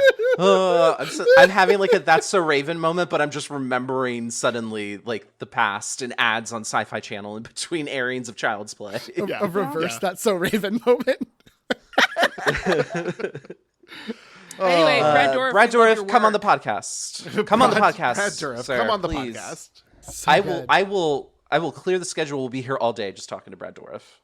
Wow. Yeah, I've got to say, I think that the opening titles are also very, very effective. I love Child's Play appearing over the sort of pyramid of good guy dolls. I think that, I don't know, I love a good title sequence. We're in the late 80s. It's the time to do these. It was done very effectively. This was also where I learned that I was accidentally watching the Spanish language version when I first started this. Cool. Which was Muñeca Diabólico, which means the evil doll or the evil wrist, since it is the same word here in Spanish. I mean, the wrist that, is used to use the knife. So there you go. Stab, yeah, exactly. And then I was like, tiny little plastic hand. I can't watch this in Spanish, so I had to go and find an English language version. I'm curious how the voiceover actor for Chucky is in the Spanish version. Damn, you're right, Derek. I should have at least listened to like who was doing the Brad Dourif of it, because sometimes, like we talked about when Derek was here to talk Scream, sometimes we pick really, really, really sexy masculine voices for killers in Spanish language versions here in the country. Ooh, some ASMR with murder in Spanish. In Espanol. Muerte. Muerte. Well, elsewhere, Andy is getting a breakfast of cereal with extra sugar and really extra everything, as well as ice cream on burnt toast. He's preparing this delicious breakfast, not for him, but for his mom, as he watches The Good Guy Show. The TV shows an ad for the new Good Guy toys, and Andy is absolutely enthralled. When Karen wakes up, it's time for presents. Andy is disappointed there isn't a Good Guy doll waiting for him. On the news, they report a story about the death of Charles Lee Ray the previous night, but Karen turns it off. At work later, Maggie, Karen's best friend, tells her about someone selling the doll in the alley behind the store. Very legit. When they get back, Karen gets in trouble for taking an unauthorized break and has to work late that evening, even though it's her son's birthday. Maggie, wonderful, wonderful Maggie, volunteers to babysit. Karen's big homosexual boss with his pink bow tie. Oh, this man. Oh my God. This is a villainous gay right here at the beginning. But you know what? Real. He's real. And he doesn't get killed, so He should get killed. He should get killed. Yeah, he should have been. I think in a future movie he would have been killed. Yeah, for sure. I've also got to say right here at the top of the game, I wanted Andy to die. This breakfast preparation, I was like, I don't know what I have now learned about myself, but messy food is now some sort of trigger for me. And I was like, you got to eat it, kid. I can't do this. You've got to remember that he's doing it out of love for his mom, though. Like that helped so much. That helped so much, Derek. I'm not gonna lie. Yeah. If he had started eating it, I would have been like, when does this kid die? And I do think that she handles it really well. She's just like, she's so good. I'll eat this later. Thank you, honey. And then it's like right in the trash, Perfect mom. Yeah, she's great. I was really having is. traumatic elf flashbacks looking at that fucking breakfast. I was like, what are Jesus we doing? Christ. I Funny. also have to offer, Marilee, it is margarine, not ice cream, that gets put on the toast. Are you okay? That makes more sense because I was like, this fully looks like a fucking tub of ice cream. Even that burnt toast looked kind of good. I'm not gonna lie. The rest of the meal, terrible, but like margarine on like a really well done toast, that's good. But to your point, it does make me never want to have children. Yeah. Have children to terrorize them, but don't have children because they will make a mess in your house. Yeah. The children will terrorize you. Yeah. Is what I'm hearing here as well. I also just sorry to keep talking about breakfast for one more second. I do think it's insane to have like sugary cereal with extra sugar added and then a glass of orange juice on the side. Like, thank you. No, there's no way that juice is gonna taste good. No. Okay. I'm going to bat for Andy in this moment. So I agree. Horrible spread. Mother does a great job of just kind of deflecting it, right? But when I was a kid and I was watching commercials where they would be like, Oreos is part of a balanced breakfast, and they had a glass of orange juice, a banana, an apple on the side, a piece of toast. I was like, well, I guess that's what you're supposed to eat. And so I understand Andy making it just because he probably saw that on the TV and in a commercial during Good Guys. And without realizing, oh no, this is actually a horrible combination. No one should ever eat this. God, I mean, that's so smart. I want to talk a little bit about Andy because there's these presents here. I like that it's his birthday, but it does all feel like a very Christmas kind of situation here because of the cold weather. I mean, it's Chicago, and it came out in November, and it's just supposed to be November, right? That's the best I can tell about all this. Yeah, I think it being, I agree with you. It's weird that there was never a Chucky movie centered on Christmas because it seems like a very obvious. I do think that this one being on Andy's birthday specifically means that like, I do think there's something a little more meaningful about it being like, this is supposed to be his day for him and him alone, which is going to make Karen feel even worse if he's disappointed on the day that is supposed to be his day, not just a general holiday, That's true. That's a really good point. Yeah. Because could little gay boss have been like, you can't go home to your son, and she'd be like, it's Christmas, sir. Like that does feel a little bit too Bob Crash. Right. Right. But it does look like there are some decorations up in the toy store when we get started. So that I think it is kind of all.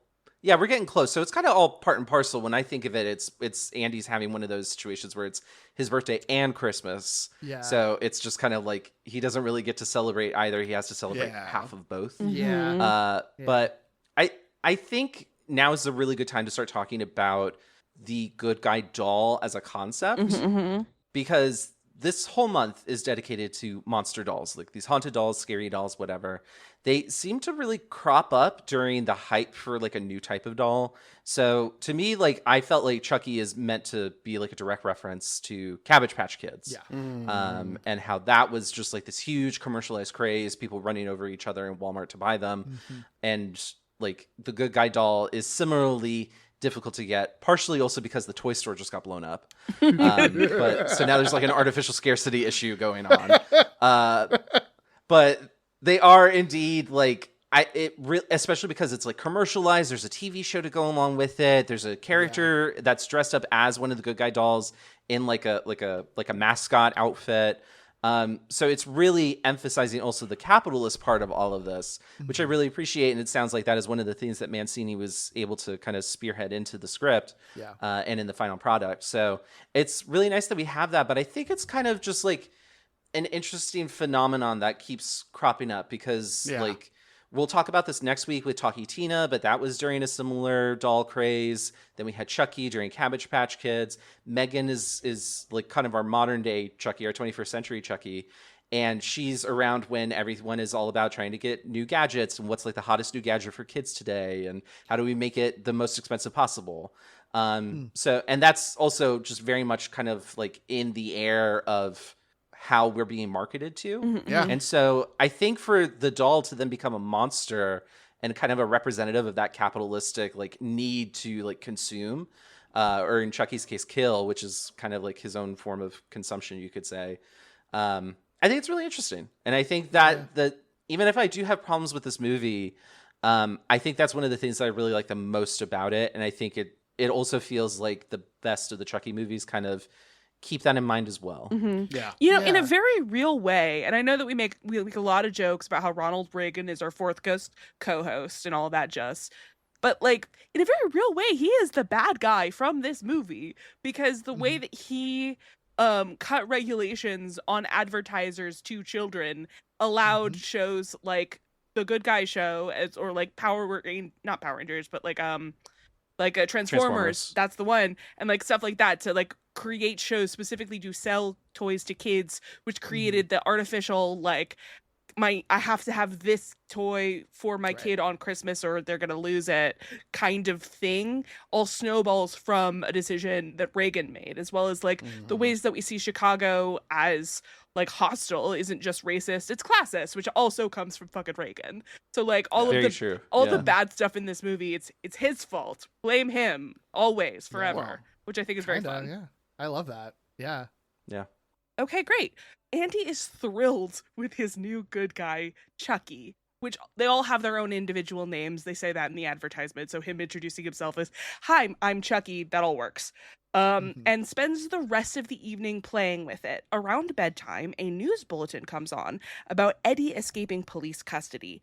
Andy tells Maggie that Chucky wants to watch the news, but Maggie turns the TV off and helps Andy get ready for bed. When she finds the TV on and Chucky in front of it, Andy gets in big trouble, even though he insists that Chucky did it and he wasn't involved. Later, Maggie is nervous about something being inside the apartment with them. She is so on edge, she even jumps and spills flour everywhere. As she is cleaning it up, she is killed with a hammer and falls out the window. It's a specific good guy branded hammer, by the way. One small thing is like later on in this movie, like one of my favorite, I think my number one favorite scene of this whole movie is like the batteries moment later on. But I like that how subtly that is kind of set up here, where they just pull this doll out of the box and it is just already on and working, ready to go. Which if you're watching a movie, that's the kind of bullshit that movies do all the time and you wouldn't question it, but it's like, no, that actually is like really what's actually happening in the universe, and that's weird, and they should be clocking that it's weird, and they're not thinking about how weird it is that they didn't have to fucking turn this thing on ever or put batteries in it at all. I love that. Actually, that was something that I was thinking about, because I don't think that like kids who watch the movie today would clock that as weird, even because a lot of toys like come charged and with batteries in them. But that was not the case, or like so like that's another thing that like very eerie, like that's a generational thing, the lost. Like I think that kids, if they watch this movie now, would be really surprised by the battery reveal, you know? Yeah. I like that we're sort of kicking this month off with one of what I expect that we'll be seeing a lot of, which is this implicit psychological horror associated with the distrust that you say the doll did it and no one believes you. And spoiler alert, we'll recommend psychiatric help for you if you continue to say that the doll is the one telling you to do it. I also think that it gets accompanied with whoever doesn't believe the protagonist then mistreating the doll, because we watch Maggie sort of hold Chucky just by the arm. And I remember thinking like, oh, she's abusing my guy Chucky. And I was like, David, this is like an inanimate object. It doesn't have feelings. I would carry a doll around like that. But for some reason, because I know Chucky's alive and I have the knowledge of what Chucky will be, that almost felt like coding for me, the audience, to go like, well, it's okay if Maggie dies because she mistreated Chucky. And that was like her sin to the doll. Yeah. I mean, interesting. If there's ever a doll or anything humanoid toy that I carry around, I'm very careful with it just in case it's actually real. There's a killer inside of it, so they're not going to have like a vendetta against me. So yes, like you never know. Like it doesn't hurt to just have that cover, you know? Marilee, do you not cradle your Squishmallows? Those things could smother you. I mean, I do, but because I love them, not because I'm afraid that they're going to kill me. That's never, that is not an intrusive thought that I have. Well, it will be now. What is? Congrats, a new trauma. I don't know. I love my guys. I guess I assumed that they love me. Why wouldn't I? See, I always imagine it's like a Toy Story scenario where they're alive, but they love me and I love them in return. And so it's a mutually empathetic thing where I don't want to hurt them because I care about them and they care about me. And they will teach me a lesson if I do abuse them, but not in like a physical way, just in a, this is going to traumatize you for the rest of your life sort of way. Sure. Sure. Speaking of rest of our lives and how short they are, I want to talk about poor Maggie. I really liked Maggie. She comes from, I guess, the Jersey school. Referencing Tale of the Dangerous Soup last month, of loudmouths with sassy attitude brunettes who get it and who get it. And I think that's a bummer because I really, really liked her. I thought she was, fun. She helped Karen out quite a bit. She had an attitude. She talked back to the boss in the previous scene. And so I was just like, hell yeah, Maggie, I want you to go all the way. And then she gets fucking domed by Chucky with a good guy hammer.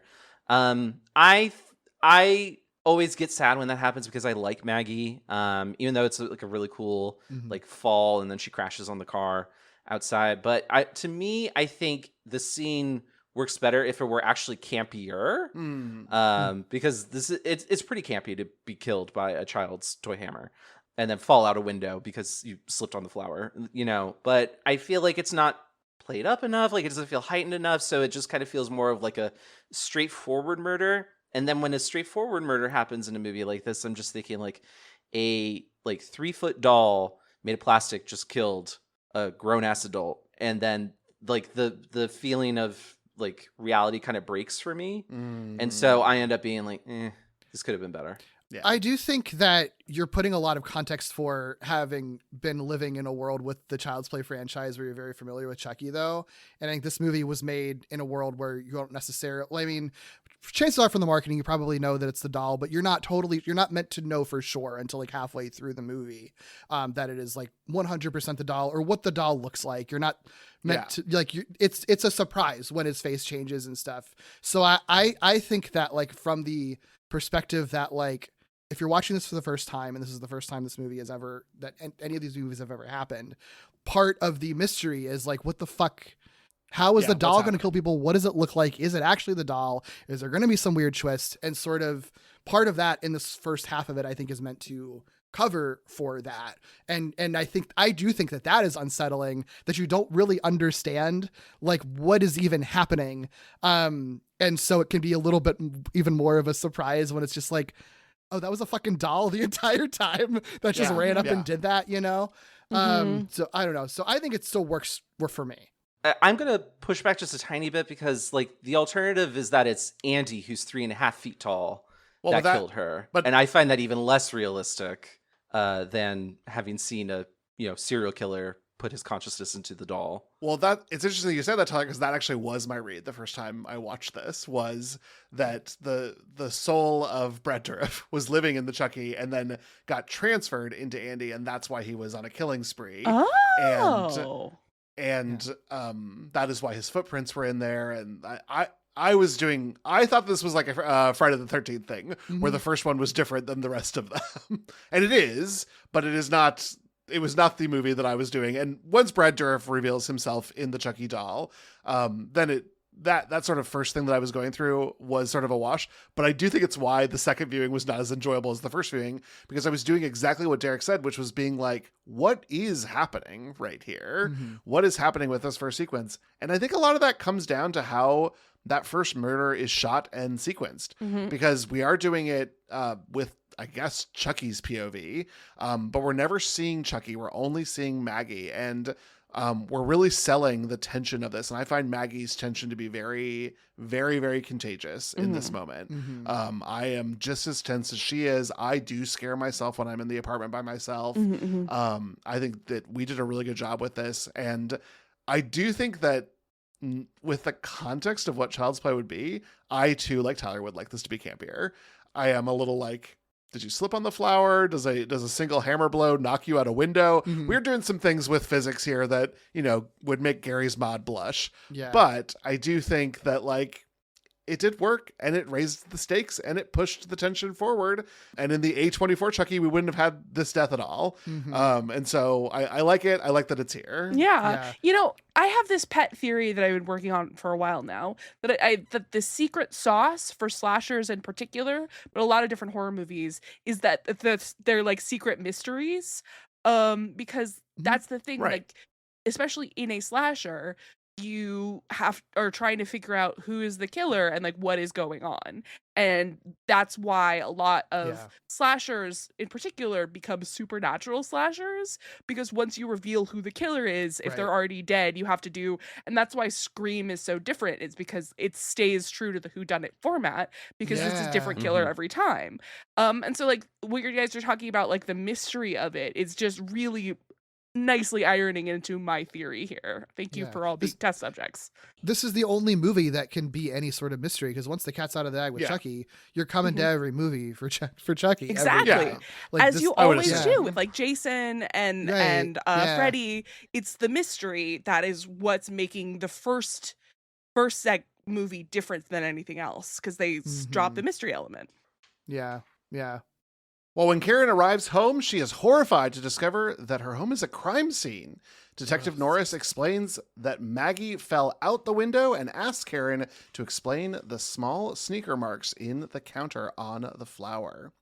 She is deeply offended by his insinuation when Andy comes out of his bedroom and tells them Chucky wants to know what's going on.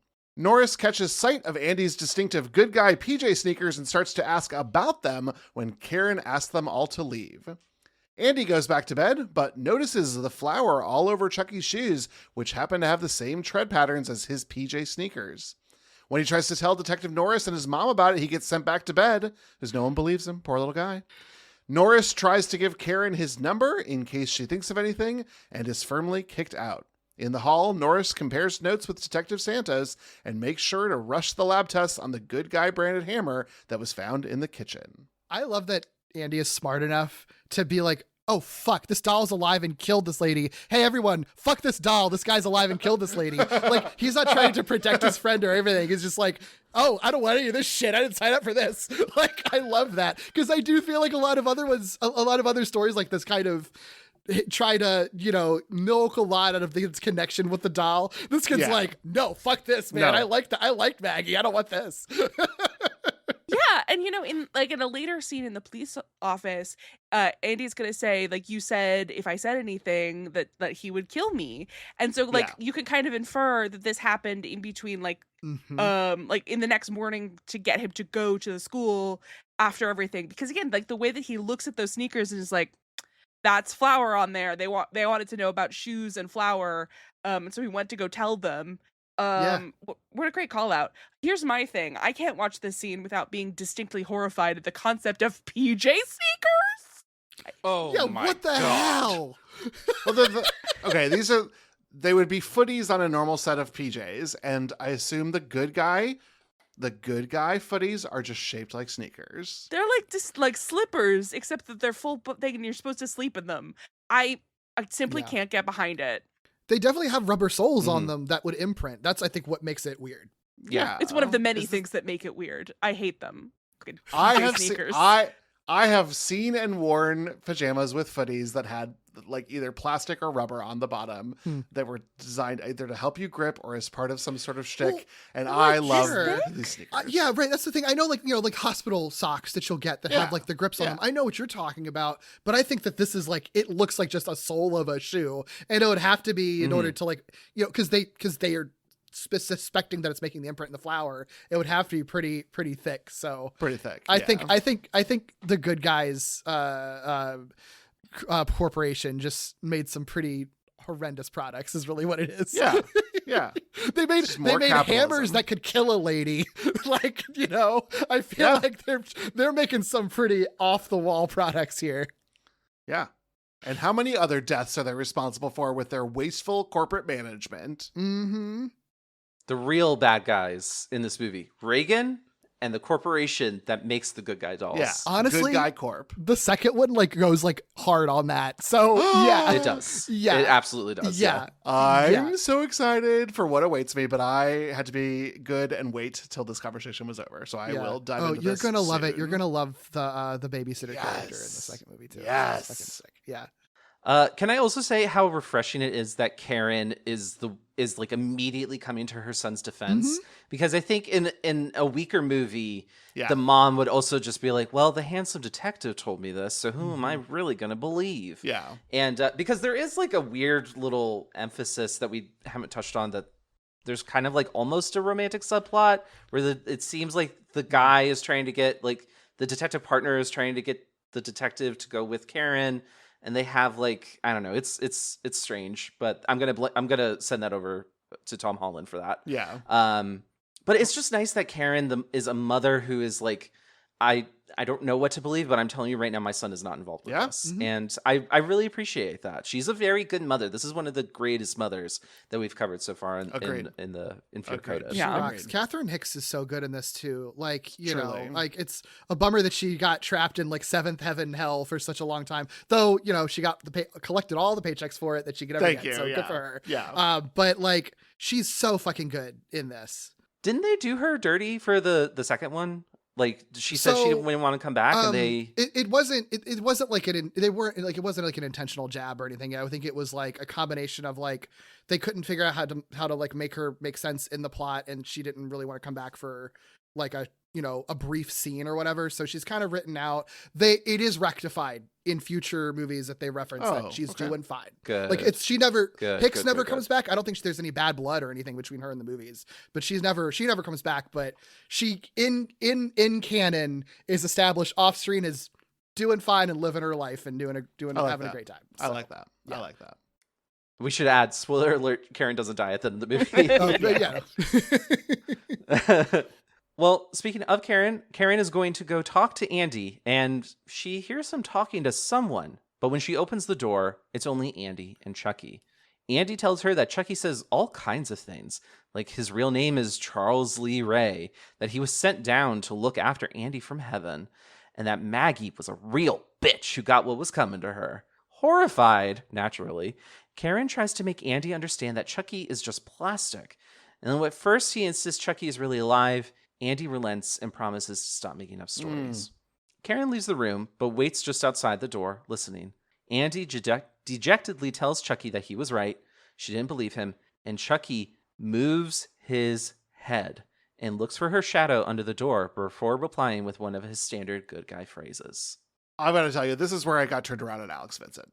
This is where I was like, oh, this kid's fucking, this is a rock star I'm watching on screen. This is an incredible acting performance. And I didn't see it in the beginning because he was too much of a child and I hated him for being a child. And yet I even now recognize that was brilliant acting as well, because that is what I was supposed to be taking as the audience. I'm so happy to know that good things came for him later in his life. Yeah. The Chucky checking to see if she was listening before responding is so fucking sinister. Oh, so good. It is So good. incredible. Because again, like the doll moving its head on its own, especially like coming from that mystery place of like, hey, what's going on? Like we saw the scene earlier where he did that spell. But like this is the first real proof that we are seeing in the movie that like that worked. And it's so fucking delicious. Yeah. Yeah. Agreed. So the next morning, Karen brings Andy and Chucky to school, but as soon as she leaves, they walk right back out again. They take several buses and trains until they end up in front of a seemingly abandoned home. Andy asks Chucky if this is Eddie's house before Chucky disappears. Inside the house, a tiny hand turns on the gas stove, and then Eddie is killed in a gigantic explosion. Karen arrives at the police station and discovers Andy talking with Santos about what happened last night with Maggie before he switches to asking about Eddie. Karen begs Andy to start telling the truth about Chucky. Andy begs him to talk at first before starting to get violent with the doll. A doctor insists that Andy should spend some time in a psychiatric hospital. The blowing up the house and killing Eddie Caputo is silly. It's like it's my least favorite kill in the movie because it's just like, why is he blowing up a fucking house? It's whatever. But I think that the act of like coercing Andy to like take a fucking bus and subway to like the other side of town in the middle of snow alone, like a fucking 6-year-old, to then like just be outside of like a rundown house and be like an accomplice to murder is so scary. Like that is so fucked up. Yeah. Like, and so upsetting, just like seeing him not just like walk around to go pee and like doesn't know what's going on and the fucking house explodes behind him. Like it's so upsetting. Yeah. I think one of the things I really like about Chucky the character is that, like, we've had evil villains, but Chucky is one of the mean evil villains. Yes. Like, he is absolutely just like a mean son of a bitch.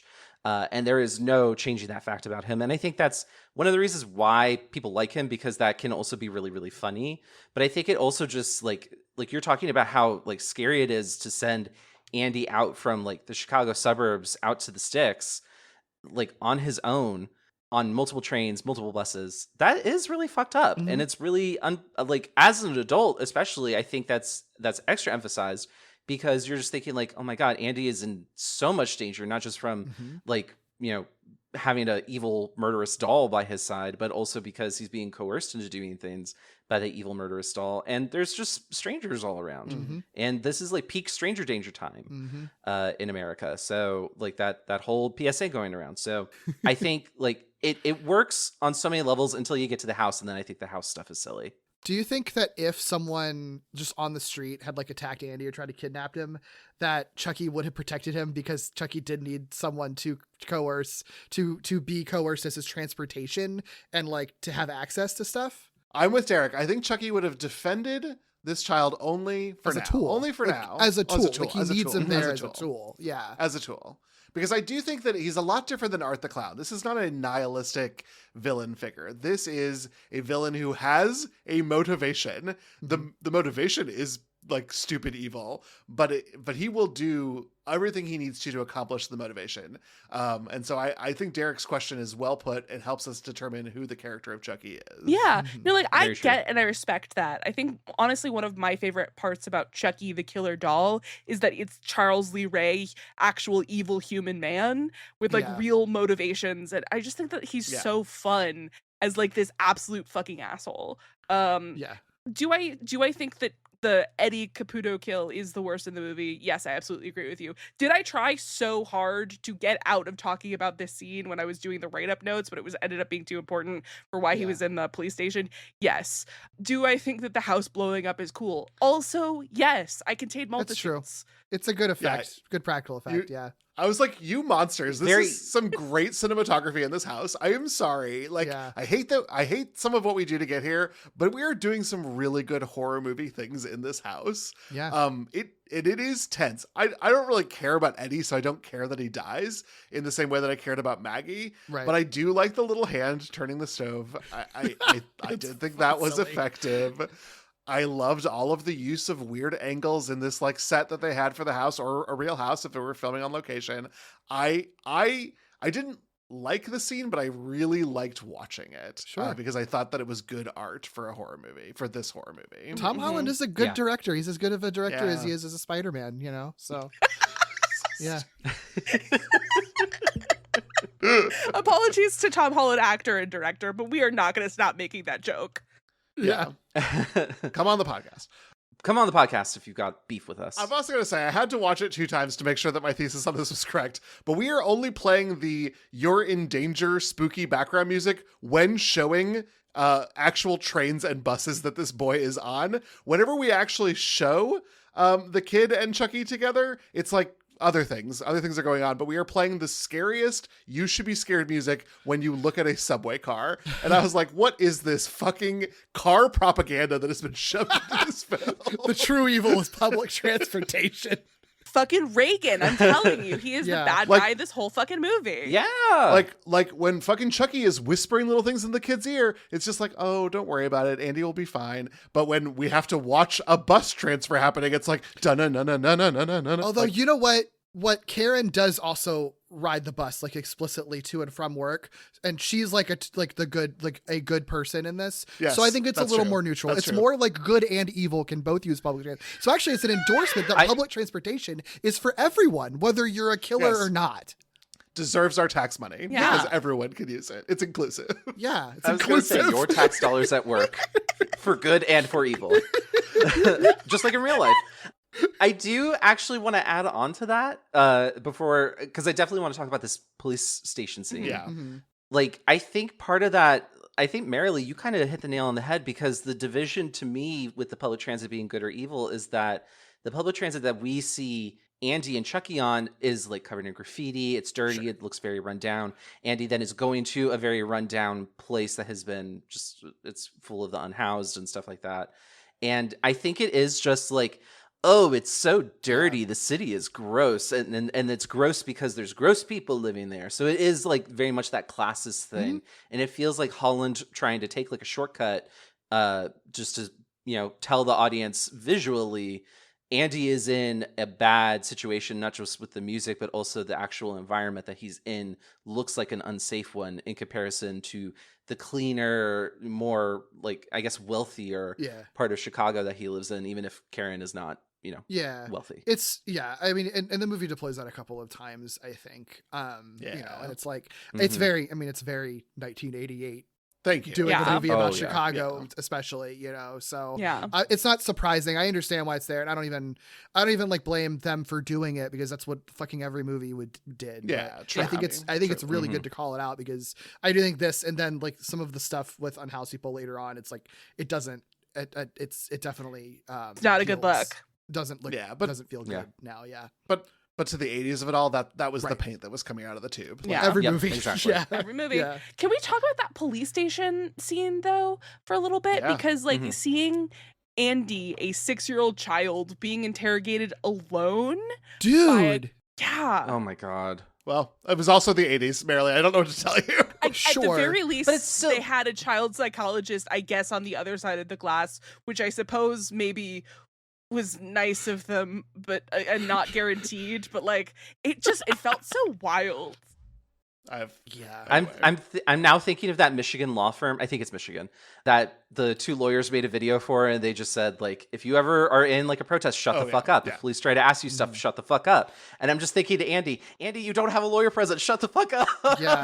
You don't have your mom present. She doesn't know where, like when she first arrives, Norris asks her, did you like stop by the school to pick up your son? And she's like, oh no, I just came straight here. And of course she didn't pick up his son. You already have him. It's so Yeah, that shitty. was- It's so mean. Mhm. I think I kind of, in a weird way, kind of like that. Like the cops of this movie are really like kind of shitty human beings.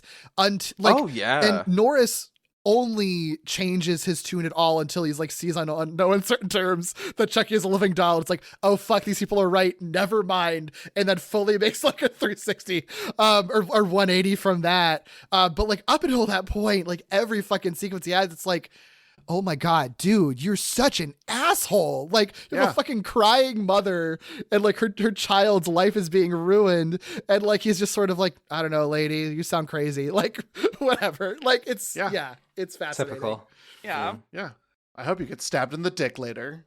I'm kind of hoping, like, obviously I don't have like the actual fact from that, but in Mancini's version of the script, I kind of wonder like if that is the case, like if the cops are being depicted as assholes purposefully, because I think that would be like an interesting like queer perspective Oh, yeah. to see cops depicted in that way versus like a very Reaganified type of movie where the cops are the heroes, but they're just confused or they misunderstand the situation. In this, they're actually like very actively aggressive and antagonistic to our protagonist. Yeah, I can't say for sure, but I know that he said like, you know, maybe like the first half of the movie or so is a lot more his, and then after like kind of the midway point is when it's a lot more Holland stuff. And I do think that like, because his version of the movie, like the majority of it would be like everyone is thinking it's this fucking kid and accusing him and treating him badly until it's revealed to be the doll. And so I do think that from that, the narrative in that way, the cops would be kind of antagonists the entire way through until they're proven wrong. And the cops are assholes in the first half of the movie. You really don't get Chris Sarandon's character becoming a sort of the hero of the movie until kind of the latter half of it, when it feels like it's sort of veering more into Holland's vision. So I think you're right, Tyler. I think that maybe, even if not intentionally, I think Mancino was probably having those thoughts in, you know, when making the movie originally. Mm-hmm. Yeah. Also, big props to Andy. I really liked him I really like seeing him get angry with Chucky and actually hit Chucky the doll. See, I hated that. Oh, I loved it. Yeah, I mean, it's a great scene. It's great acting. Like watching him hit the doll, I was just like, my heart, like I immediately, like I was just like, oh fuck, buddy, no, because I know that the cops think this kid is the one who killed people. He is getting violent. I immediately, like, I got so fucking stressed because, like, this is just proving the cops' theory to them about how Andy is a violent kid who will resort to violence. So that made me, like, fucking, I hated that. I hated that for him. I thought that this was, like, immediate oh no reaction. Mm-hmm. I think that's fair. I think because I also had that feeling, Marilee, where it's just like, oh, but he is getting violent in front of the cops, which is just kind of proving the cops' bullshit point. But at the same time, I liked it from like a narrative perspective because it felt very earned for Andy's character to react in that way. Oh yeah. And the performance itself was really great. Really great. I kind of like, every time I say that, unfortunately I put like a little asterisk in my head because now, based off of what Derek you told us, I'm just thinking like, oh my god, what did Tom Holland do to this poor child? Yeah.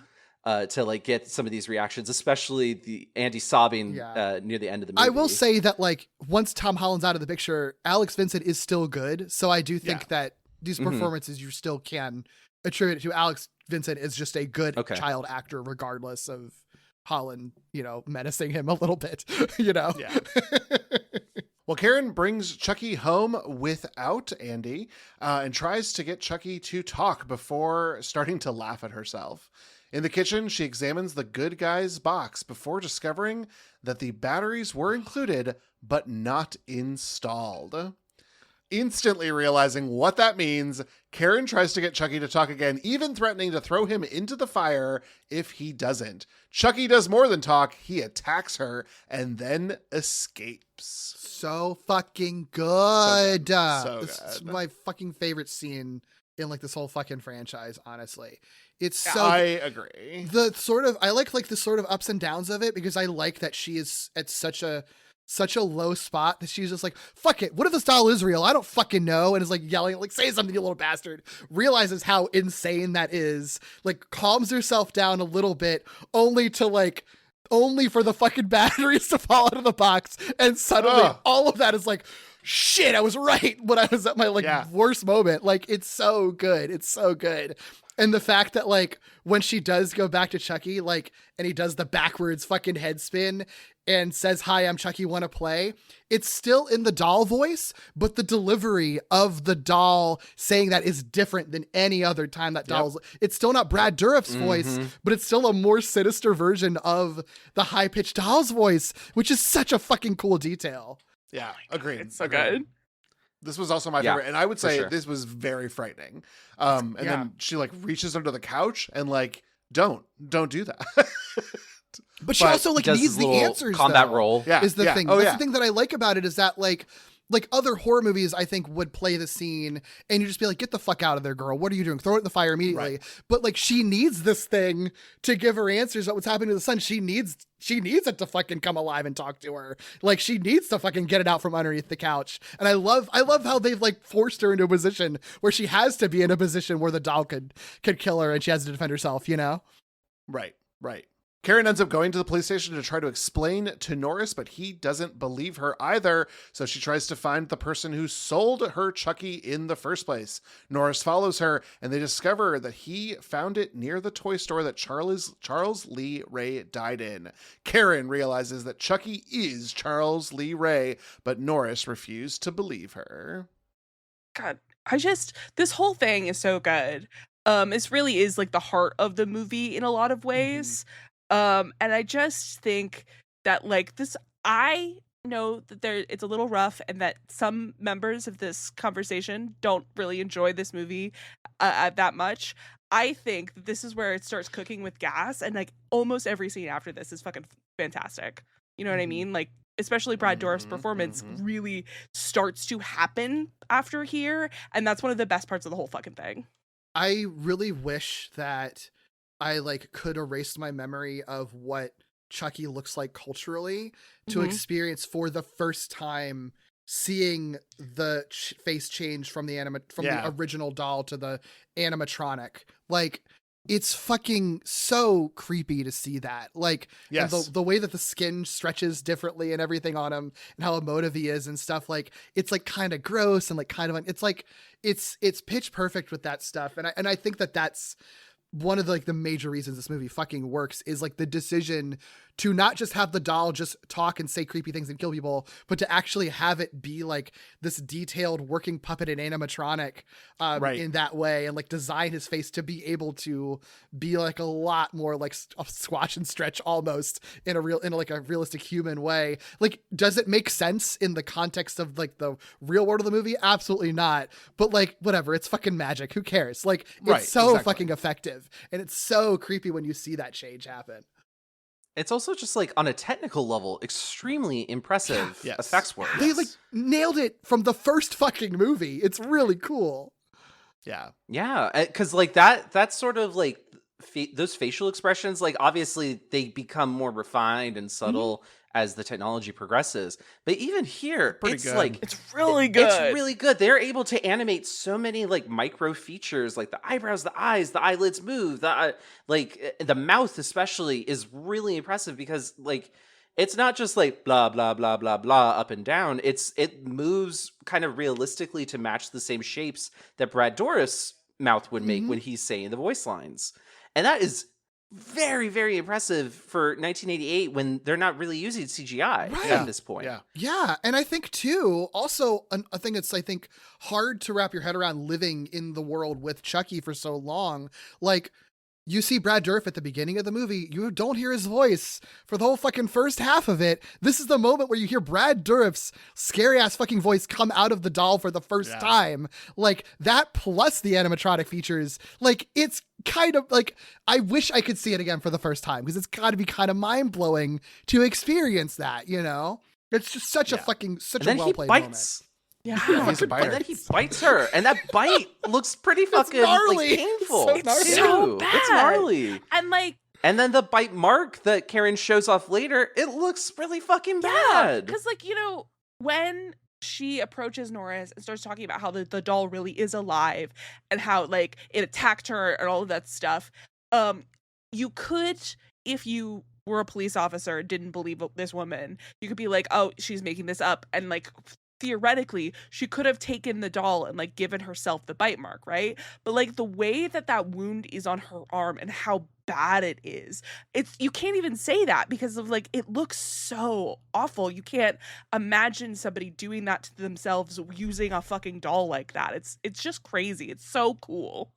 Ugh, love it so much. Well, still, Norris does go check out Charles Lee Ray's file at the station. As he drives home, Chucky tries to fucking kill him. It's great. But Norris manages to survive and even shoots Chucky. The next day, Chucky finds his former friend and voodoo practitioner, John, who explains the pain Chucky is feeling is because the longer he is in the body of the doll, the more human the doll will become. Horrified at the idea of being stuck like this forever, Chucky insists that John fix it, but he refuses. Chucky blackmails him, torturing him with his own voodoo doll. Before John reveals the secret, he has to transfer his soul into the body of the first person he revealed he was alive to, which is Andy. Chucky stabs John anyway, because that's what Chucky does. Karen and Norris arrive, and John warns them about the danger Andy's in and tells them to target Chucky's heart.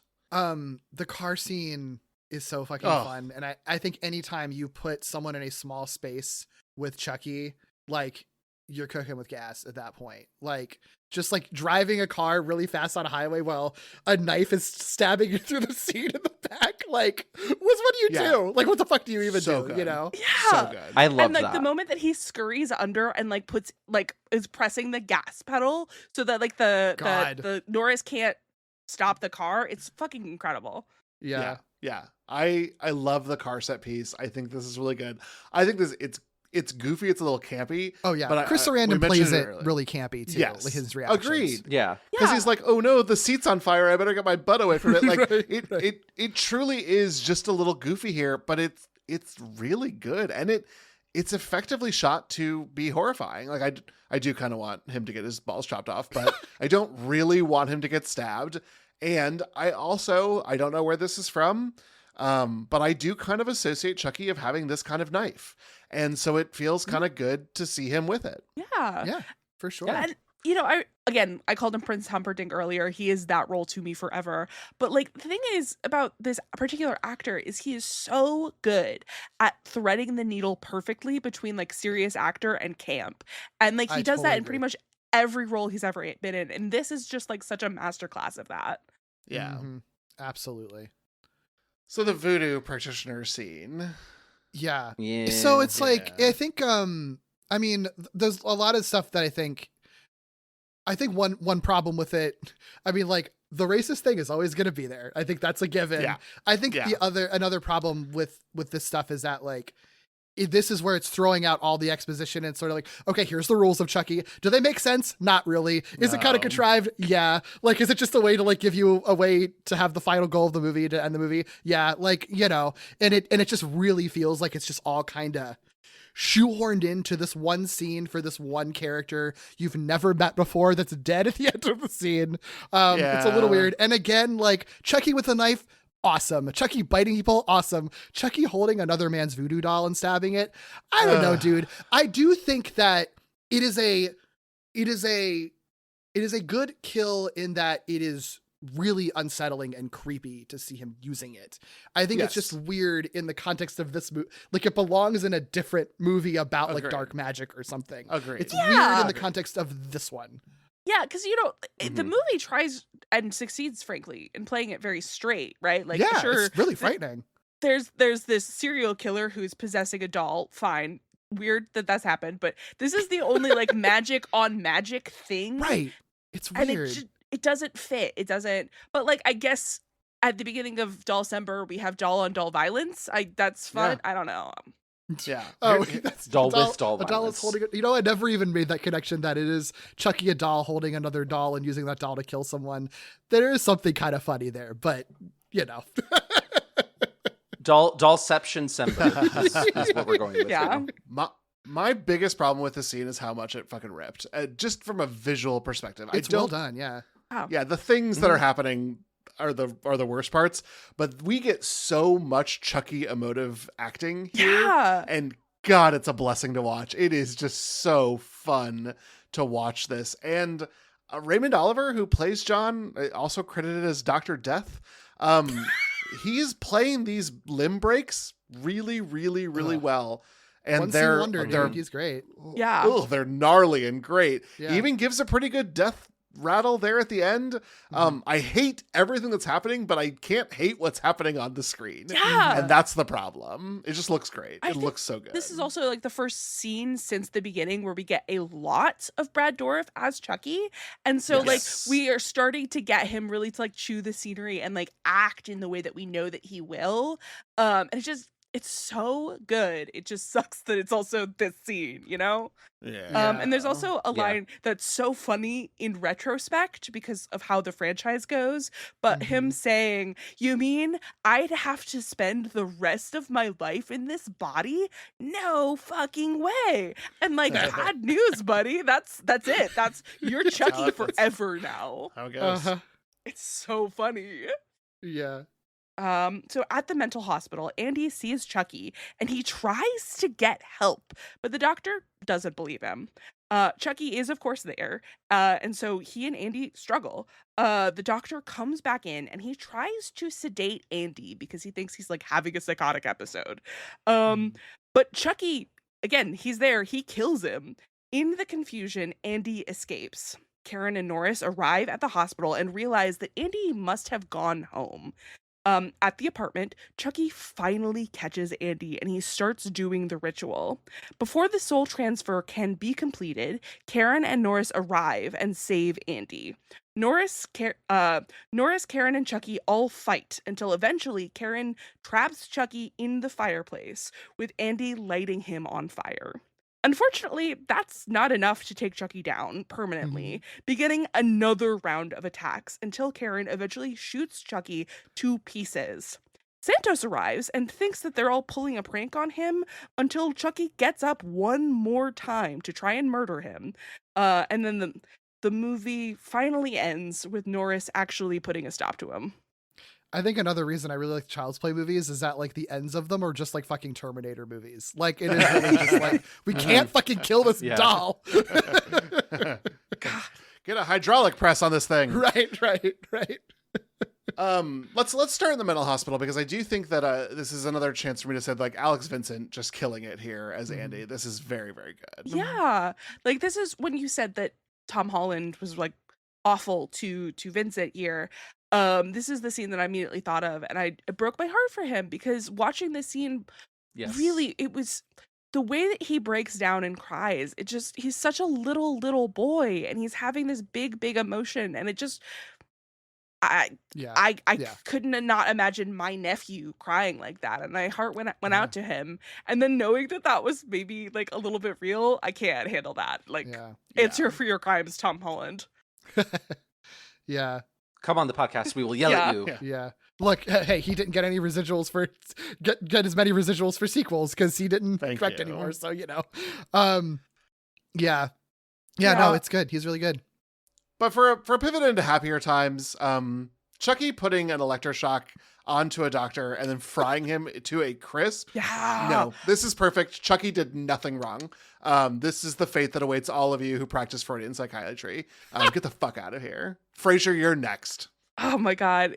It's that kind of like ironic death that like is like the seed work for the camp that is to come in the future movies. Yeah. Especially because it's just so over the top in like a weirdly grounded way. Like it's obviously not at all like what someone being killed by electroshock would look like, but it is still just like it's what we imagine that would look like, and that for that reason I think it works really well. It's also really satisfying too because not only is he some sort of Freudian psychiatrist, but he's also ignoring fucking Andy. Like a lot of the horror from this movie just comes from every institution that is meant to protect the vulnerable, like Andy, totally fails him.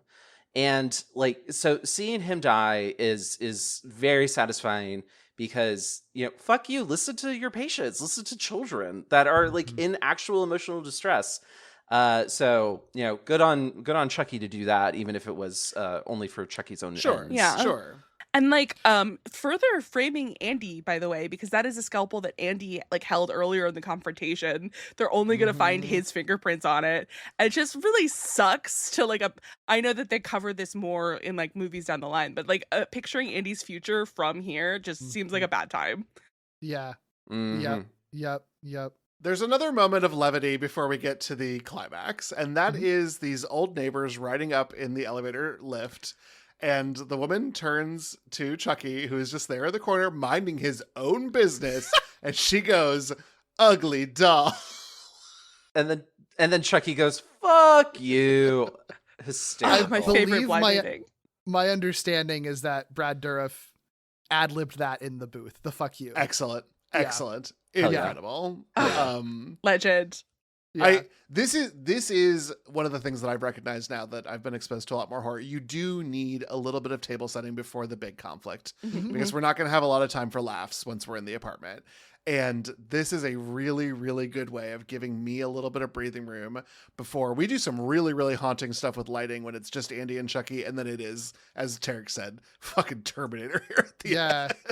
I also think too, like, I've always found like Andy and his mom are like two of the smartest people I've ever seen in a horror movie. And especially because like at this point, like they have their fucking cop friend who's just kind of being dragged around by them the entire time. Yeah. And he's the one who's incapacitated while they have to defend him at a certain point. Like they fucking know exactly Kyle where Reese. Yeah, right. Yeah, it's very, very, very exactly. Yeah, they're always making the smart move and like predicting what Chucky's gonna do before he does it. Like they're in a terrible position and they're still struggling, but like they figure out how to fucking navigate all of this and make all the right decisions. It's just like it's really well done, you know? Yeah. Personally, I just thought like there was one confrontation in there too many. Like I loved the fireplace thing and like Andy being like this is the end, friend. Yeah, that was great. that was Great Added an line. extra, the thickest slice of ham you could ever add to Truly. a sandwich there. Perfect. delicious. Uh-huh. And great. like It's I great. loved Karen shooting him to pieces. And like in theory, I like the thing with the fucking other cop and like all of that stuff. But I just something needed to give in here, I feel like. And I don't know what I would have cut, but I felt like something should have been. No, I feel like all the stops on the road trip are perfect, Merely. They were just too far apart. And that was my problem. It was we just spent too long going from this is the end, friend, to the blasting, to the final scare. There was just a little too much time between all of these things. Okay, yeah, think it could be it's, pacing. I think It's that's just fair. It's like I think that they had to figure out time to get the last cop in there so they could have one more person to not believe them and immediately be invalidated because of that. But and then so I don't disagree with that. I think sort of it's a little bit too spread out. I get that. Yeah. Mm-hmm. Yeah. But really, as soon as Andy is knocked unconscious, we really are in the end game, and that is exciting. The end game is just a little longer than I think that it could have been, and a scalpel to the edit would have been helpful. Yeah. But it's great. I mean, batter up all the way until the last scare. This is perfect. This is what I got a ticket for. Yeah. I love Karen doing like a triple tap, by the way, or quadruple tap on Chucky's body. Doesn't hit the heart. Very surprised that she can't do that. But just the fact that she knew, like, I'm going to shoot this thing because I'm fucking sick and tired of this thing getting up and walking around I loved that. Yeah. That was a wonderful moment. I also just like the classic 80s clouds and lightning over their apartment building. It's such a great visual. Like the particular look, I don't know how you describe it, but the particular look that 80s horror movies and like Poltergeist and stuff like this had. Yeah. The way that clouds look, so fucking good. I love it so much. Yeah. Zool finished in New York and came over to Chicago for a quick set and brought the clouds with her. Exactly. It was a New York to Chicago to California with Poltergeist situation. Just traveling the country. Doing her storm thing, going the wrong thing. way through this country. That's not how storms usually work. Well, that's supernatural, so. Yeah. But this was I mean, it does seem to come because of the spell being cast. So if you need storms, just use just appropriate a voodoo spell. I guess. That's the answer. But we do not recommend appropriating. Well, how did we all feel about Child's Play in terms of horror or queerness after our conversation? Do you have any other final thoughts for the episode? The only other thing that I didn't bring up that I was thinking about in terms of like the queer conversation, this doesn't need to be a whole can of worms. I don't think it's really, I think it's a thing that's not present that I think could have been present is could have been present in a bad way. And I'm glad that it wasn't, is that the idea of this being an adult man with a doll, like in the city, like sleeping in bed with a child. I think a worse movie would have played up on the ickiness of that and frame Chucky as more of a child predator. And I think it is very smart that this movie, like, if you want to read into it, you can, but you have to work to read into that, you know? And I like that this movie kind of avoids it, and the whole franchise avoids that. Chucky's never like that. Chucky just likes to kill people. I think that keeps it fun. But I also, on the queer side of it, I kind of wonder if that, because this is being helmed by a gay man and a thing that is constantly present in the queer community is accusations of being child predators, right? Probably intentionally or not, made him just like not interested in pursuing that and not wanting wanting to avoid that with Chucky, because that is a very real sort of darkness that, again, you could do in this, and I think you could tell a good story with this if you wanted to, but it wouldn't be a fun slasher movie if you integrate that. And the fact that these movies don't veer into that, I actually think is a benefit to them ultimately. And again, I do think that being a gay man helming it maybe helped make that not happen. Yes, because I think somebody would have put a spit on it that would have read to an adult audience, oh, that's a funny haha joke, right? And would have forever tarnished this in that sort of same level of homo and queerphobia that all of the things that we struggle with as queer people who are accused of child molestation or child abuse come from, and that is, it's particularly disgusting. And I with you, Derek, did notice the lack of it and was grateful for it. Even the line, because Chucky has a line that says, "I have a date with a 6-year-old," but it is not even close to being read that way. Because I think he then says, "You have a date with death," and then stabs the voodoo doll. Like it is very Chucky wordplay, not at all even getting close to the problematic area that I think another performer, another director, another creator would have lambasted us into. Absolutely. Yeah. Great call out. We didn't touch on this too much either, but there was also the issue with the unhoused being villainized in this movie. They were definitely, I think we could chalk this up to Reagan and the conservative attitudes towards the unhoused during that time. But like, they are definitely played up as being like ominous and menacing. And when Karen goes there, she's immediately like preyed upon. And it's very uncomfortable, and it allows, the Detective Norris to come in and be the hero, John Wayne the gun. I deliberately omitted that from the scene description because I was like, because it doesn't even matter. I appreciate like that. It's not even. It's not even fucking relevant to the story. It's just there because it's like, well, I guess if a pretty woman goes around the unhoused, then this is bound to happen. It's inevitable, and that's the kind of shit that is just so gross and just very classist. And I don't know, Derek, that doesn't really crop up ever again after this movie, right? Like this issue with like the unhoused being villainized. No. Yeah. So that's definitely something that's appreciated. But yeah, otherwise though, like I said at the top of this that I didn't love the movie. Like it doesn't always work for me. I think there's moments in it that do. And I'm really glad that we got to highlight those. I feel like maybe I'm just not like the audience for more of like a less intensely campy, like evil doll kind of movie. But I still like appreciate what they were doing here. And Derek, especially, like, thank you for providing all of that context about Don Mancini, because I certainly did not know all of that. I didn't even know he was gay. So that really does help elevate the movie, and from my perspective, quite a bit. And future movies in the series too. Of course. That was great. So thank you all so much for listening to this episode. Please remember to rate, review, and subscribe wherever you get your podcasts. If your good guy doll has tried to kill you, you can tell us all about it on Instagram and Blue Sky at FearCodedPod. And Derek, genuinely, you were such a delight. You're so perfect. Thank you so much for joining us. Where can people find you and what you're working on? Sure. You can find me making other podcasts way too long. I apologize. Sorry. You can find me most places at Derek B. Gayle. My other podcasts include Walloping Web Snappers, where we do deep dives into every Spider-Man cartoon ever made. Screonk, where we look at the Godzilla films. Lee Carvalho's Potting Challenge, where we look at Simpsons tie-in video games. And Falling with Style, where we previously looked at Pixar films, but also veer off into other animation and gimmicks, where David and I talk about weird experimental episodes of television. And if you all would like to support the podcast, you can join the Bats in Our Belfry and subscribe to our Patreon at patreon.com/fearcodedpodcast. You can show your appreciation at one of 3 levels with accompanying bonus content starting at the $3 level this month. It's finally happened. We watched Elf and talked about it, and now you can enjoy the suffering that came from that experience.